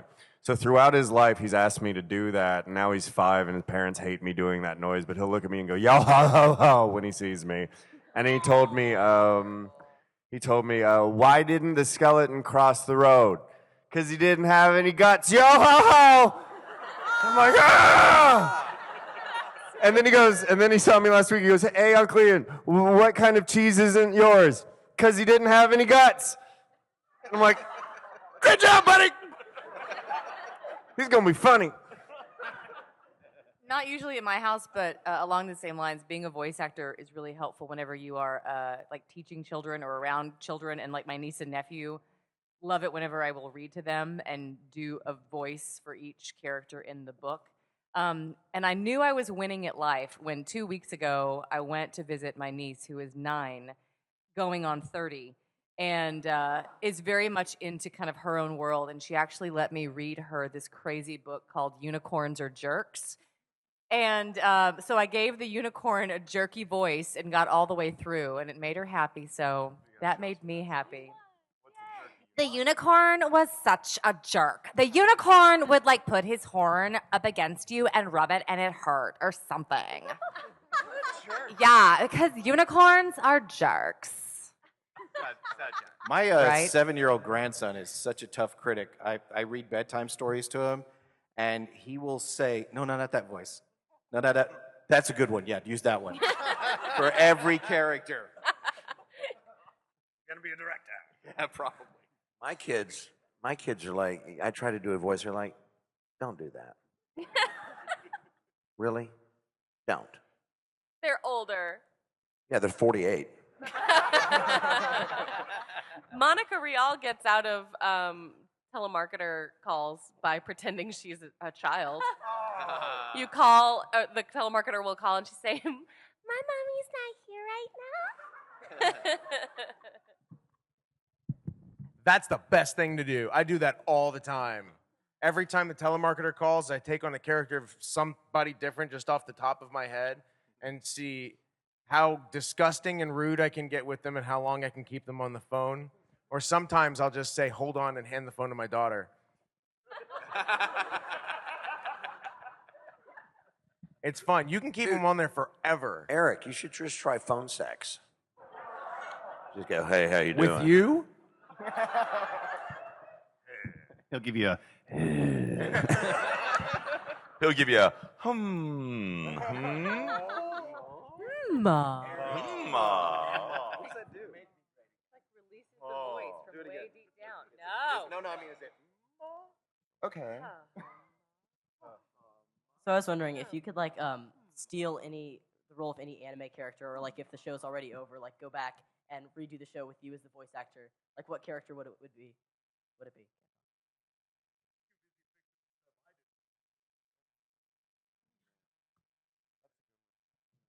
I don't know. I think one of these days I would like to play a character that is really, really against my type, quote unquote. I typically tend to get cast in with voices of women that sound very much like me, which is really cool, and I love it, and it's great.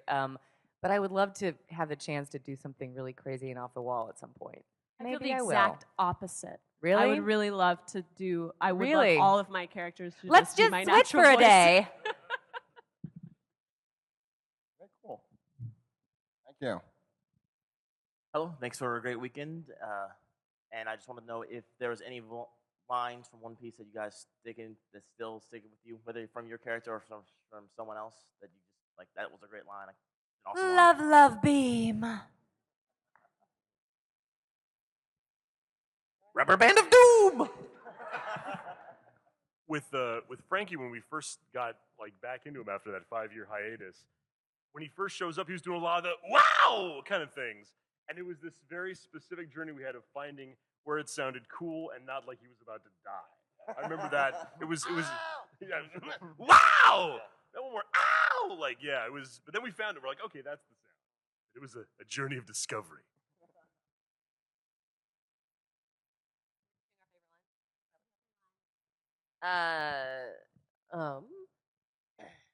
The cutest thing is kind of hard to explain, but when it comes to the guys getting fat, yeah, let's just say that all guys get fat. That's not even close to the line, but it was that line. Stupid mouse head. I like that line. The Couldn't see that coming, could you? The moment that Brooke sees Duvall and he puts together the Sanji Duvall thing, that laugh is one of my favorite things I've done as Brooke, because that was real. I was losing my crap in the booth, and I just said, please roll, and yeah, that's a real laugh. Oh my god. Hello. How are you guys doing? Hey, Rita, Good. how did you? Oh wait, no, sorry. I thought you got out there somehow.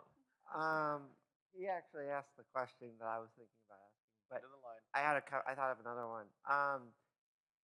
If you could use any of your powers or anything like that in your real life, what would you use them for, or anything like that? That's a good power.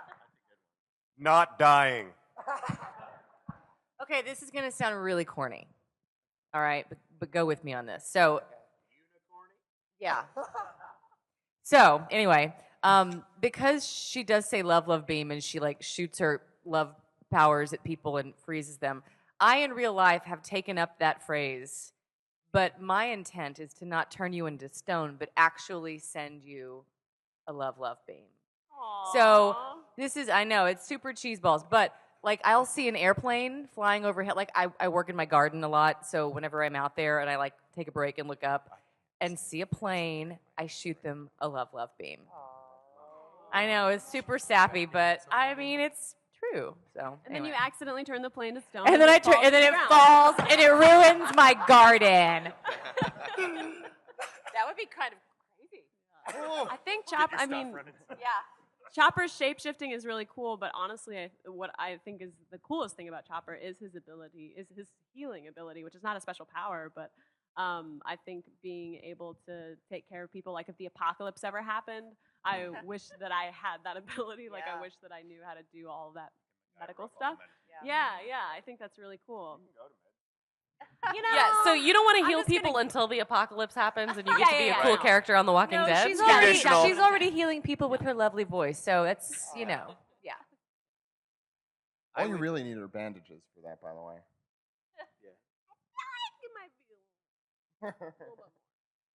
I would shoot bad drivers with my sniper skills. But non-lethally, you know.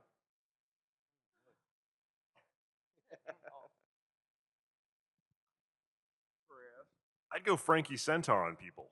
Everyone's like, I would help people, I would heal them, I would send them my love from afar. I'm like, no, I'd make legs come out of the front of my legs and be inordinately proud of the fact I could do that. I would do it so much that people I met for the first time wouldn't realize that wasn't my default. Because I would always just be sporting like the extra legs in front of the legs. Centaur, right? Right, he's a reverse centaur, yeah. And then I'd like pull him back and they'd be like, whoa, he's regular like us. regular like us. And he's not wearing any pants either. So, who are you? Oh, hi, I'm Alex. Nice to meet you. Nice to meet y'all. I was wondering, you guys work on all sorts of crazy shows. One Piece has a notorious reputation for having all sorts of crazy characters, locales, just wacky things that happen out of the blue. Yeah. At this point, does anything surprise you when you see something new in the show? Because One Piece? I have a go-to phrase when we're watching new things and I'm trying to explain to the cast members what's going on.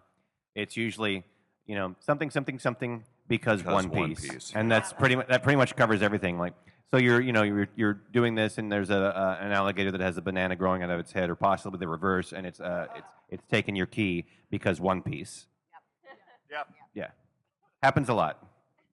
I find that that's actually been really helpful in other forms of acting, because the big trick to acting is just buying into your given circumstances. And because in anime, you have to buy into some pretty freaking crazy circumstances, much crazier than anything I've ever had to audition for on camera. That's like the one compliment I tend to get is just like, oh yeah, you just like bought into it. I'm like, yeah, this is actually just normal life. This is really easy in comparison to anime. Who brought you here? You did. Hi. Stop following me. Go to your table. You people know about my life way too much now. I'm sorry. I think Luffy once said that all pirates sing. I think it's required. So I'm curious, what is your go-to karaoke song? And if not karaoke, maybe that special song that comes on the radio when you're driving in your Sweet car. Transvestite from the Rocky Horror Picture Show. Colleen loves to sing.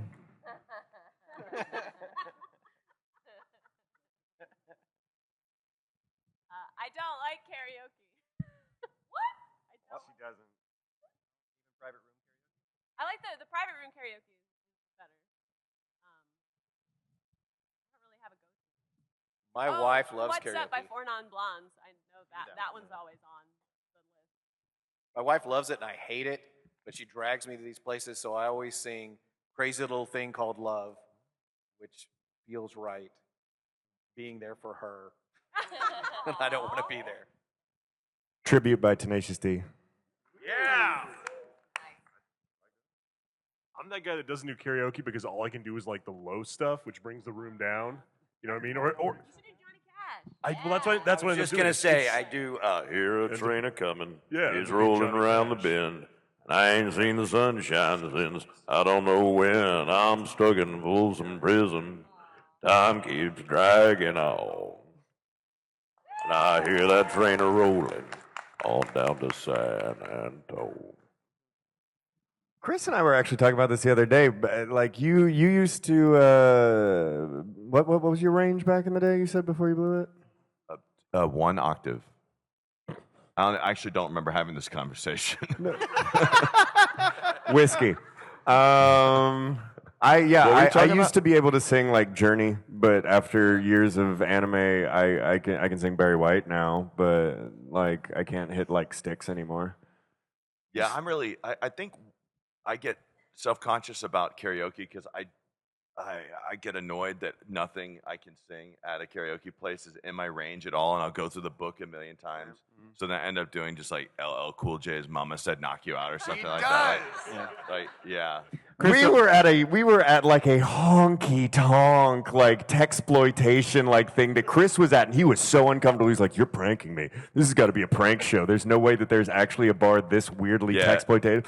And like, so we start having a few drinks. He's like, "Screw it," and he runs up there and does "Mama Said Knock You Out." And this guy goes, "Boy, that was great, man. I tell you right now, you see that boy rapping? That was wonderful." He just loved him. Said, "Mama Said Knock You Out." That's funny. I like that. I'm still serious. If we went back to that place, it would not have existed. It'd be one of those. It'd be that place in a movie where you'd go like, seriously, it was this weird honky tonk cowboy weird ass place. That hasn't been open in 10 years. Do you remember what it was called? Lone Star Roadhouse. Okay. And not the chain like Lone Star, like this was the Texas Lone Star Road, and it's just the most like weird, like I've been in like bar fights there, just like sitting at the bar and people thrown at you like weird random like Texas bar, and so I take people who don't normally go to bars like that to it. And that's what happens. Sam? Thank you, Zach. I was going to ask, what are some of the more notable, like directorial style differences between the different directors who work on One Piece, like Mike and Joel McDonald? And for Mike specifically, what kind of conversations do you have to have with Joel in order for the vision of the dub to stay cohesive? Well, Joel took it upon himself, and good of him, to just sit down and watch the show from the beginning, which is a lot to watch. So not only, be familiar with what the show is about, but familiar with everyone's story arc and what they sound like and all that kind of stuff. I help out from time to time when I can if there's some casting problems or like he'll stop by and like, what's the pronunciation of this, or has this come up before, whatever, and I'll try to chime in and help. And I continue watching stuff that either Joel or if anyone else happens to direct some One Piece stuff, but it's mostly Joel, I'll look over it and just to give it the great, oh, we actually call these things this, and just to make sure that we're all on the same page. Thanks, Sam. Get out of here. Ed? Now, all of you are pretty good actors. I was wondering if when you were... Thanks, man. They're great actors. But I was wondering I aim if for when, par. if when you were kids, you had a sort of like a clarion moment when you realized that acting is the thing that you wanted to do with your life. Yes. So I was 5 years old. This is going to sound crazy. My elementary school had a talent show. I was in kindergarten, right? I decided to enter said talent show, and I'm like, what am I going to do? What should I do? So that's the year that Joan Jett's song "I Love Rock and Roll" came out. So I convinced my mother to help me create a dance routine to this song. And my mom, when I was 5 in kindergarten, I have photos. I have photographic evidence. So my mom, being amazing and awesome as she is, said, absolutely, and we'll rehearse in the front yard, like you do. She made me a gold sequined costume, crimped my hair. I had gold glitter on my hands and my feet because I was barefoot. Post these pictures. I will. Seriously, I want to see this. Okay, I will post them. I'm going to tell you something real quick. This is uncanny. The exact same thing happened to me. Well, that's amazing. It's like a crazy planet. So I found myself at the age of 5 in kindergarten on stage doing some random cornball interpretive dance to Joan Jett's "I Love Rock and Roll," and I got finished and people applauded and laughed, and this was in the 80s, so you had the dads with the gigantic VHS video cameras videoing. And it was a mixture of like, I have no idea what I just did, and oh my God, that was awesome. And ever since then, I've known I've wanted to be a performer, and I have stayed on that path, I think, pretty much ever since. So I will post pictures. When I was a little kid, my dad used to do funny voices just for fun. Like he would do Donald Duck, and he'd come home from work and go, And I was 4 years old, and I remember watching him, and I spent an entire day just trying to get that to work so that when he came home and he said, "Hi, Sonny," I could go, "Hi, Daddy," and he would, so, and after that, he was like, "Okay, do Mickey Mouse now, huh?" And it was so, I was sold at that point. I remember when I was about, I don't know, 10 or 11, and we had a pole in our living room.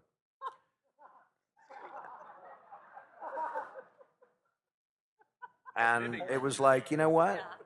Let's see what we can do with this. And I started pole dancing,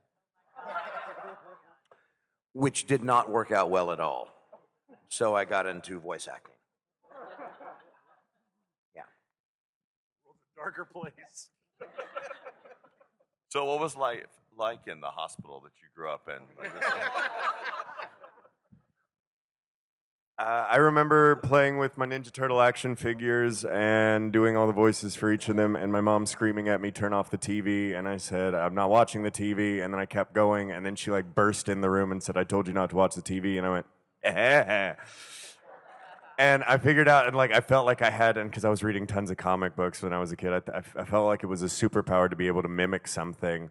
And so then, like in first grade, I remember doing, I don't even know if it was first grade, but I remember doing Ross Perot for my teachers and having them lose their minds and go, "Oh my God, listen to this little kid, do it, do it, do it, do it." And then like throughout my life, like being like a kid at the beach, I knew I could go and like get like the older kids to give me beer and stuff like that if I could do like a perfect like fat bastard from Austin Powers or something like that.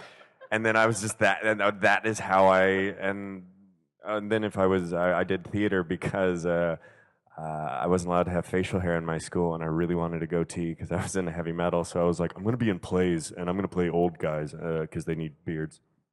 That's brilliant. I grew up watching musicals at the high school that my mom taught at, and then when I got there, I was like, oh, I guess I'll try out. Like looking back, there was no introspection on my part. I'm like, I guess that's just the thing you do. So did musicals and plays in high school and college, and then I remember one day I'm like, I could do this as a job, maybe I'll go and do that, which was very naive of me, but it worked out because I was lucky and stupid. But I didn't really have that like early, epiphany kind of moment. It just was this gradual thing of I'm doing the thing. Oh, I like doing the thing. I really like doing the thing. Maybe I could do the thing and get money doing the thing. Yeah, it doesn't make for a very good story.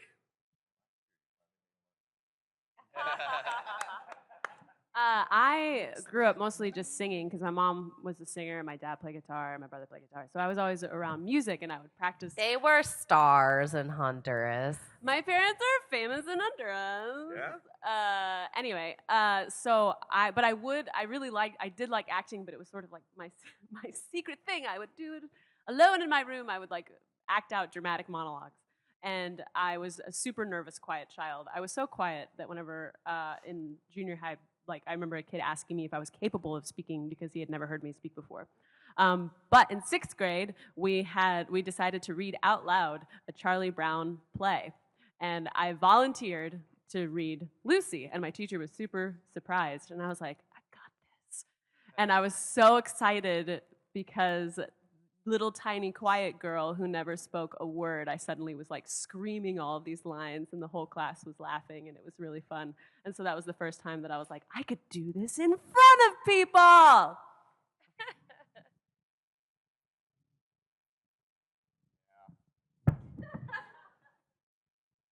I was 10 years old, living in a small Texas town. There was nothing to do but go to the movies. And in the summer of '84, after I had watched Indiana Jones and the Temple of Doom 8 times in the theater, I decided I hate sports and I would rather act. So I set my dad down, who was a sports guy. And I'm like, I hate sports. I don't ever want to play sports again. Well, what do you want to do? I want to be an actor. Okay. And that was it. For about 3 years, my dad just passed me in the hallway at the house, looking at me like I was some sort of third-armed person. And then he saw me in my first play, and he was like, oh, yeah, you're great at this, and you sucked at sports, so. Well, at least he acknowledged. Right. So I just kept on that path. I can see how that would have been hard for your dad to kind of take in, because I know Eric's dad. Yeah. His dad literally is named Crusher, and I'm not kidding. Yeah. His dad's name is Crusher. Now, let me explain this real fast. My father is an amazing person. Just for the record, while he was pushing me into all these sports, he was a clown. Okay? A literal clown, like super clown. No. His name was Super Clown. No, Crusher is his name. That's what we call him. More to the point, it's what my dad called himself. First off, who gives themselves their own nickname? Right? But my dad is playing on a softball team when I'm like 1 year old, and he's like, man, I'm gonna crush this ball. I'm the Crusher.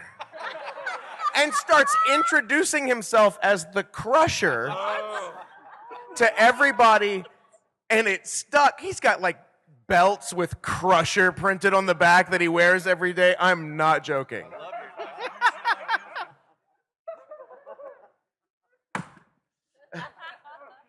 Way better than that. He's not the Crusher. So yeah, he's a trip.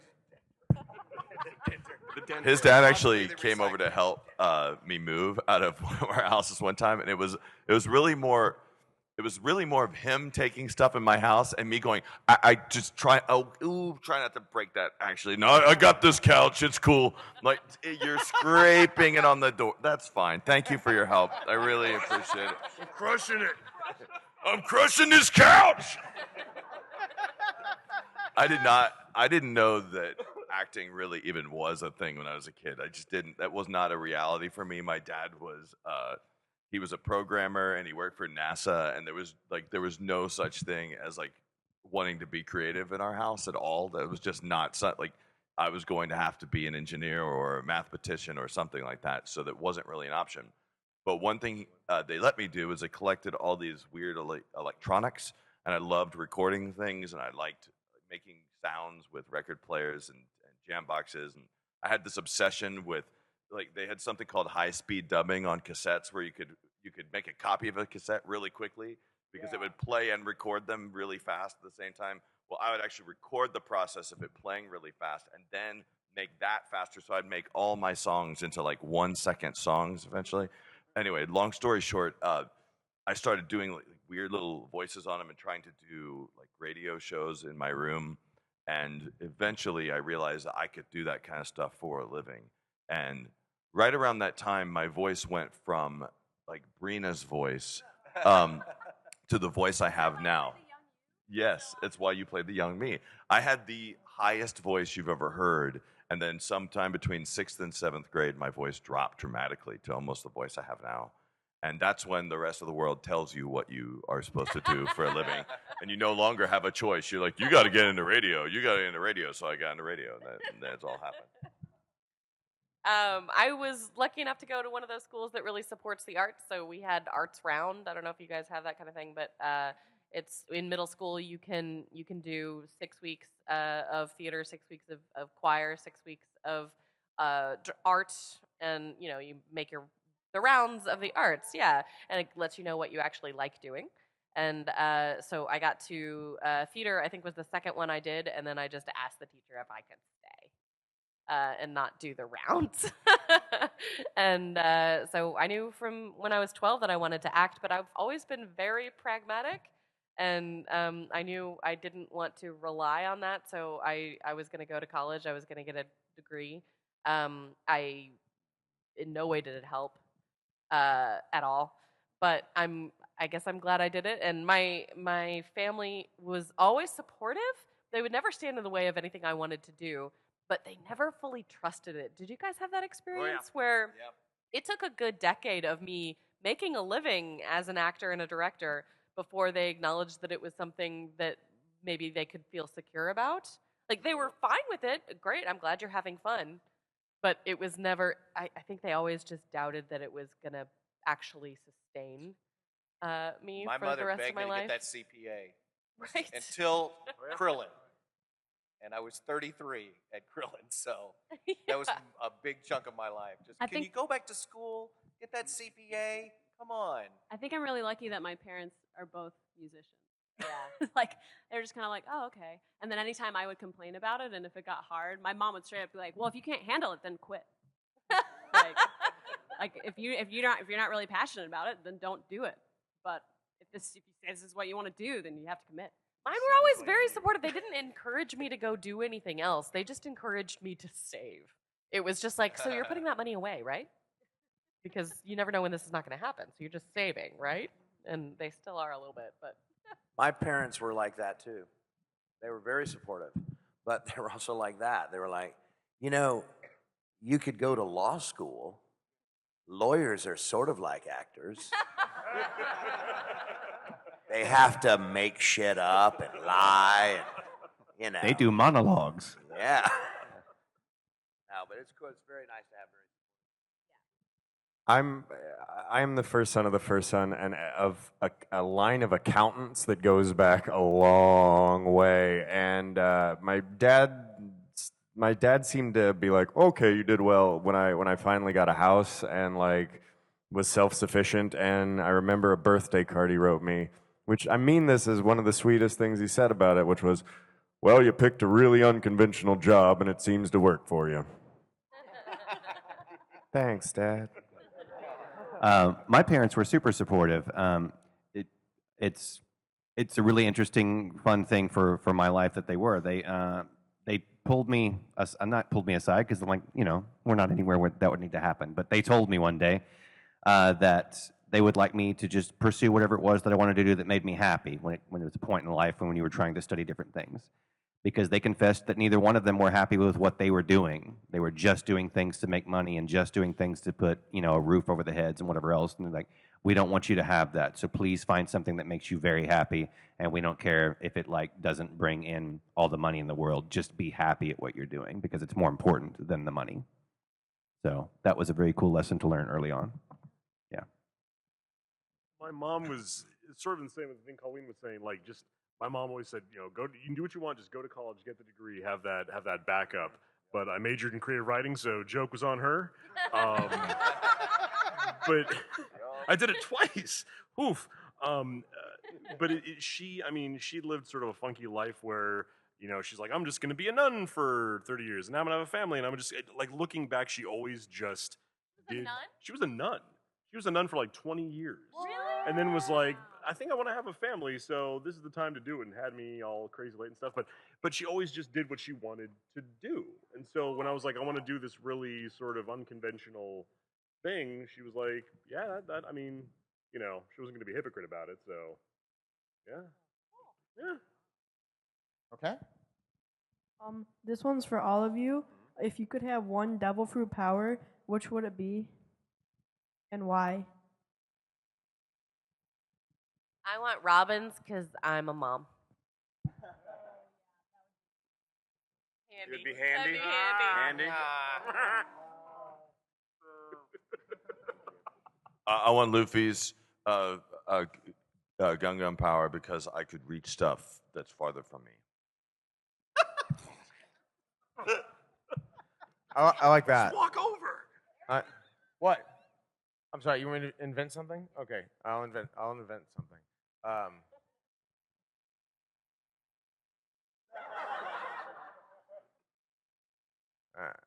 I still like. Everything fell apart. You could eat the act fruit.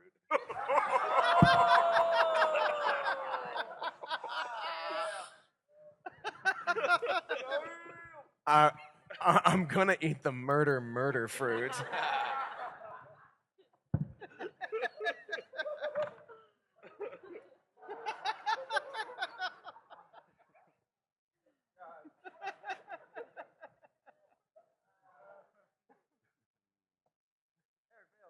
Anyone else?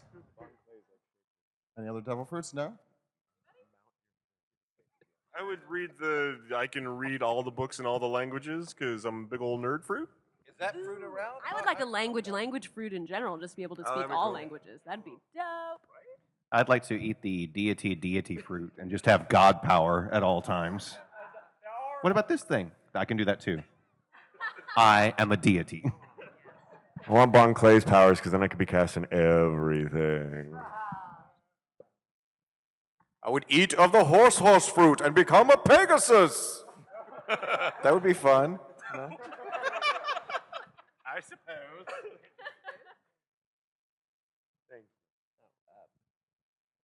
All right, so I got a question. Who do you think is generally dumber, Luffy or Goku? He doesn't count. He's not fictional. You don't know that. I I think could Goku be an is avatar dumber. up here, and I'm actually, some 4-year-old in a room. That would actually be more appropriate for my brain. I think that Luffy is infinitely smarter than Goku, actually, because Goku has never made a good decision ever, like never even once. Luffy's way smarter than Goku.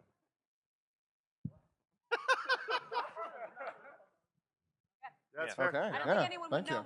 Yeah, I'm the authority Yeah, on if this. you Actually, feel I know like this. you're- I will not dissent that. It is fact. Okay, considering the immense popularity of One Piece, have you ever encountered like some fans that have only associated with you with your One Piece character, or maybe one or two other shows? Well, yeah. Depends on what part of the country you're in, too. Like, certain shows are more popular on the East Coast than the West Coast. Like, Dragon Ball Z is really popular on the East Coast, so it's always Krillin. I had a super random moment as I was walking out of a parking garage, and I heard two security guys, like older men, like probably in their 50s, maybe early 60s. Super old, so like Swayze's age, yeah. ancient. But I overheard them talking about One Piece. Like one of the guys was trying to describe One Piece to the other guy, and I couldn't help but walk up and I was like, "Are you talking about One Piece?" And he was like, "Yeah, man, it's this cartoon that I watch sometimes. We were just talking about TV stuff or whatever and shows we should be watching." And like I was like, "I'm in One Piece." And I never do that, but it was such a bizarre moment. I never like just walk and be like, "Well, I was in that show." It's not my thing, but it was such a weird, like, I'm in a parking garage in Los Angeles, downtown Los Angeles, with two security guards, old ancient men, talking about One Piece, and I was like, I play Chopper. I was like, "Oh, you're the little reindeer guy? That's so cool!" And then he was like super weirded out. He was like, "Wait, what? Why are you here?" Like he was so confused. He was like, "Why? How is this possible? Like of all the things for me to be talking about right now, that you just come out of the parking garage." And Did you're you like, say "I know One Piece? Yeah, did you say One Piece? I know that this story is a lie because if that had happened in real life, one of them would have turned to you and been like, "I watched the sub," and then left. No, because he watched it on Cartoon Network. Only reason. Still there. I was playing Pokemon at this park where it's a Charmander nest, and I saw like 3 different people in One Piece shirts, and my brother's like, "Dude, are you gonna?" I'm like, "No, I'm busy." I gotta catch these Charmanders. I got him. Thanks. Magic carp. First of all, it's nice to see all y'all. So, question is, what is the weirdest or stupidest comment you've ever heard about how you voice your character in One Piece? If there is one. Doesn't sound like the Japanese. Yes, that one! I hear that a lot. I was waiting for that. And then there's that occasional time when someone will come up to you and tell you that they can do your part better than you. Yeah. Those are fun. Like, "I can do that laugh better than you," and you're like, "Well, go on." Now do it for a 4-hour session. Go for it. For 500. Yeah, there's always those people who will stand up and I just wanted to ask you a question. Does it how does it bother you that you're not as good as the 4Kids dub or the That's not a real Japanese or whoever else they think should be playing that role? But yeah, I've definitely heard. Does it bother you that you're not very good at this? Somebody said no, that to me I'm okay with yesterday. it. I'm I had a guy come up to me at a convention last year, very angry, and he had waited in line for 2 hours, and he comes up and he just throws stuff at me, and it's One Piece stuff, and he's like, just sign this crap. I was like, oh, okay. And he's like, I don't even like this. I don't even like what you do, but I need this signed. What? I was like, okay. I started signing stuff, and then he starts complaining about how we're all terrible. The show is terrible. Look, I needed a couple of things signed. I was just didn't mean to Finally. take so much of your time, okay? You could have been nicer about it. So that really, yeah. I don't know, but after a little bit, I started asking him. I'm like, so you seem really upset. What's your problem? I just don't like being here, and I don't like this stuff, and I think dubs are stupid. I just moved him on. I'm sorry. I stood up and I grabbed his shirt and I said, "Listen, dude." No, I didn't do that. I actually engaged in an argument online recently because somebody said Funimation dubs suck. And I said, in comparison to whom? Because, I mean, you could say you don't like dubs, but I think Funimation does pretty well as far as dubbing goes. We might be the best humans can do.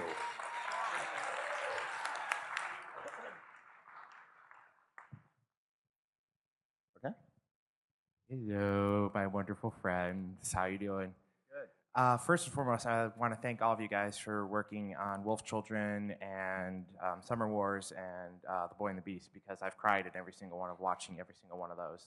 I ball up like a little baby just because of your performances. Colleen. Yeah, cry. Yeah, I will cry. Colleen, yours particularly, because I come from a divorced family, and Wolf Children really hit me pretty hard. Because I truly felt that you represent a mother 100%. Well, thanks. I I was pregnant while I was recording that, so it definitely hit Yeah. me too. So my question for One Piece related stuff is, so the villains, Patrick and John, who have turned to good guys, how have you approached that role, knowing that you've changed so much throughout the series, going from taking on Colleen and Sabbath and Vale and all them to now being part of the crew? How do you guys handle that, being voice actors and also actors? I feel like at least with Frankie, it wasn't a big shift, sort of paradigm shift in my head, because it's not that I don't look at what Frankie was doing right off the bat as being like a full-on villain so much as just he was coming at things from a different perspective and didn't get what they were about. I mean, even later when he's like tearing chunks off the ship, he's like, "This ship sucks. You need a new ship." And Usopp's like, "No, don't do it." Like, even then, like later he's like, "Oh man, that was kind of jacked up. I shouldn't have been like pulling chunks off your ship. I should have respected." So I feel with Frankie at least, like he never had that full-on villain place that he had to sort of, abandon to go over to crew Frankie. That's not a great answer, but that's where I'm at.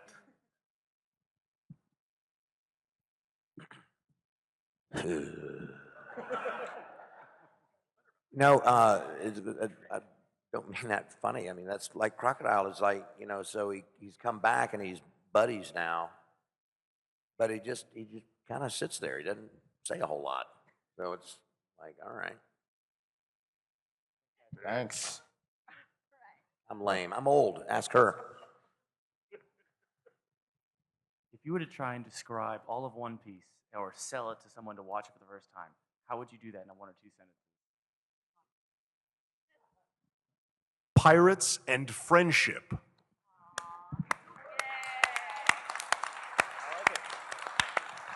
Yeah, just 3 words. I wanted to ask: is there any characters in One Piece you wanted to play or audition for that you didn't get the role for? No. No. Well, I mean, we all auditioned for the roles, but I know for me, I definitely wanted Chopper. I definitely wanted to do I know for a fact I did not want to be Hel Meppo. Patrick and I were just joking, but for us too, it was like, wait, we can be a part of it,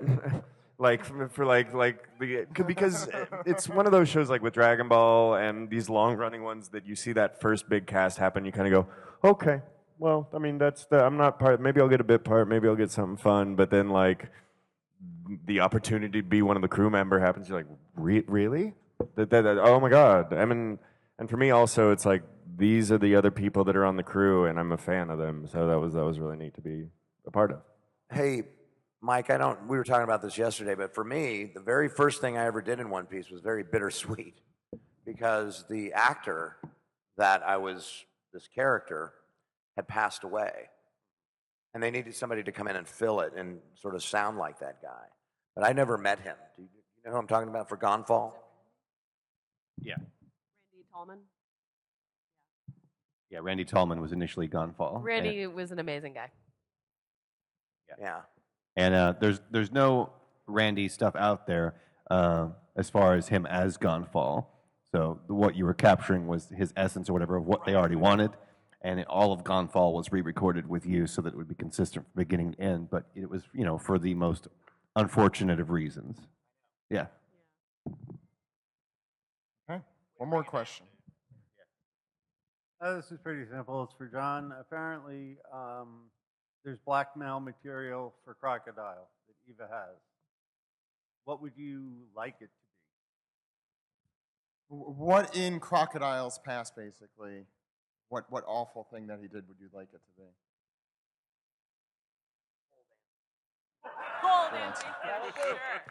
With that hook hand. It's an alligator with. I just have one more question for you guys, too. Colleen has a knack of guessing exactly the island Luffy will be at. So I'm just wondering, what island would you like to see your characters visit? Gilligan's. Fantasy. Treasure. Library Island. The Isle of Wight, if it's not too dear. The island of no straw hats. Come on, Eric. Say it. Fantasy Island. Is that 1974-ish? Yeah. Okay. Go into the past. Okay. Sword Island. Fantasy Island. Oh, sorry, Fantasy Island. Okay, so that's the panel. Thank you Yeah. all. Thanks, you guys. Thanks so much. Thanks for coming. We appreciate Thanks for it. coming.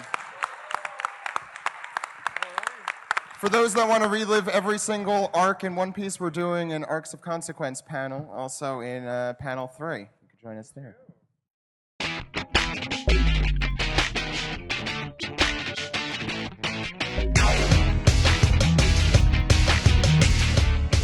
This has been the One Piece Podcast, episode 449 for the week of Monday, December 18th, 2016. That was an amazing panel, right, Steve?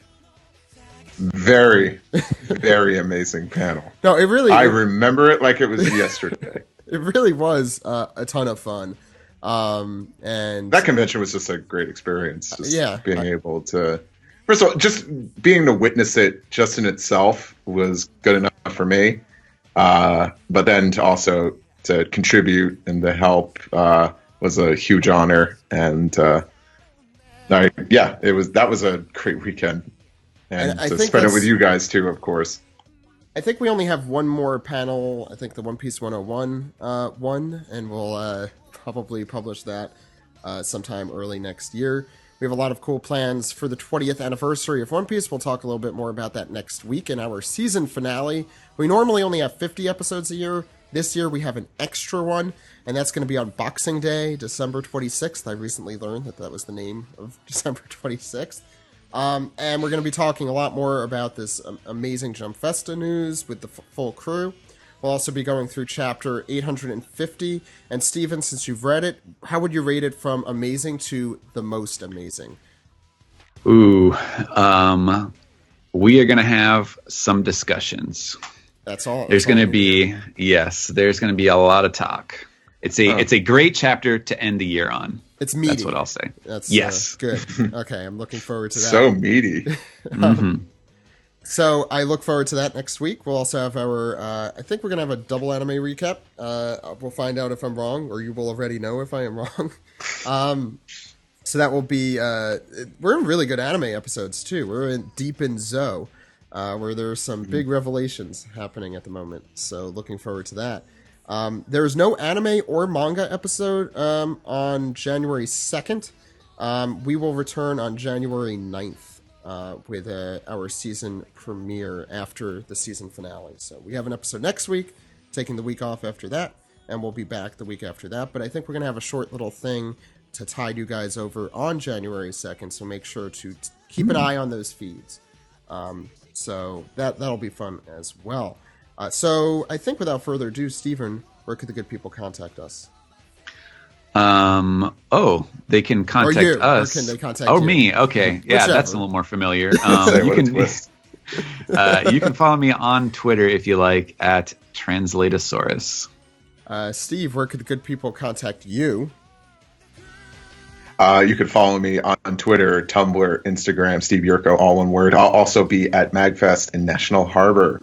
That is January 5th. Yeah, January 5th through the 8th. And I know Alex will be there as well, but I will have a table there, so I'll be easy to spot. And if I'm not there, sorry, I'm probably off playing video games and gallivanting, having a good time, because MagFest is my favorite con. And Stevens, where could the good people contact us?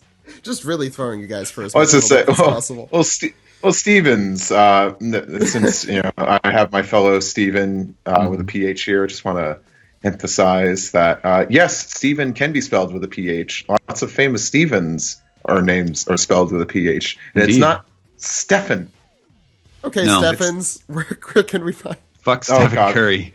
That guy does not speak for us. Yes, when I learned who he was, I was like, oh, God damn it, he's ruining everything we worked so hard for. You can follow the One Piece Podcast at onepiecepodcast.com, on Facebook, Twitter, @/One Piece Podcast, Tumblr at onepiecepodcast.tumblr.com, on SoundCloud. Please follow us there. That's where we post the episode first. Definitely worth getting on. Please subscribe, rate, and review us on iTunes. We're still on Stitcher if you'd like to follow us there. Google Play. Really, anywhere you look, we're there. You can also follow us and subscribe on Patreon at patreon.com/OnePiecePodcast. We just posted a brand new exclusive episode talking about the 20th anniversary of One Piece, and see if our predictions as to where things go from here were fulfilled. Plus a lot more on Patreon. And you can also call us at our phone number. Do either of you guys know our phone number? It's been that 8 number. Years.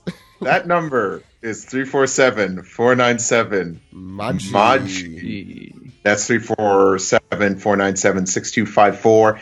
Call anytime. Wow. Nice, Steve. You can call us anytime. Comments. Yeah, but no one ever does. We get some. I just sometimes forget to put them on. But very nice. Though. I will do it for the season finale if you send those in. So make sure to give us a call. And yeah, I think that's just about everything. I want to thank our good friends at Right Stuf for sponsoring us this week, and we will see you next week for an all-new episode of the One Piece Podcast. Please keep an eye to onepiecepodcast.com. There's a lot of news at the end of the year, as we have been talking about, so please keep an eye out there. So for the One Piece Podcast, my name is Zach. And my name is Steve. We'll see you next week, everyone. Goodbye. Bye-bye. Ta-ta. We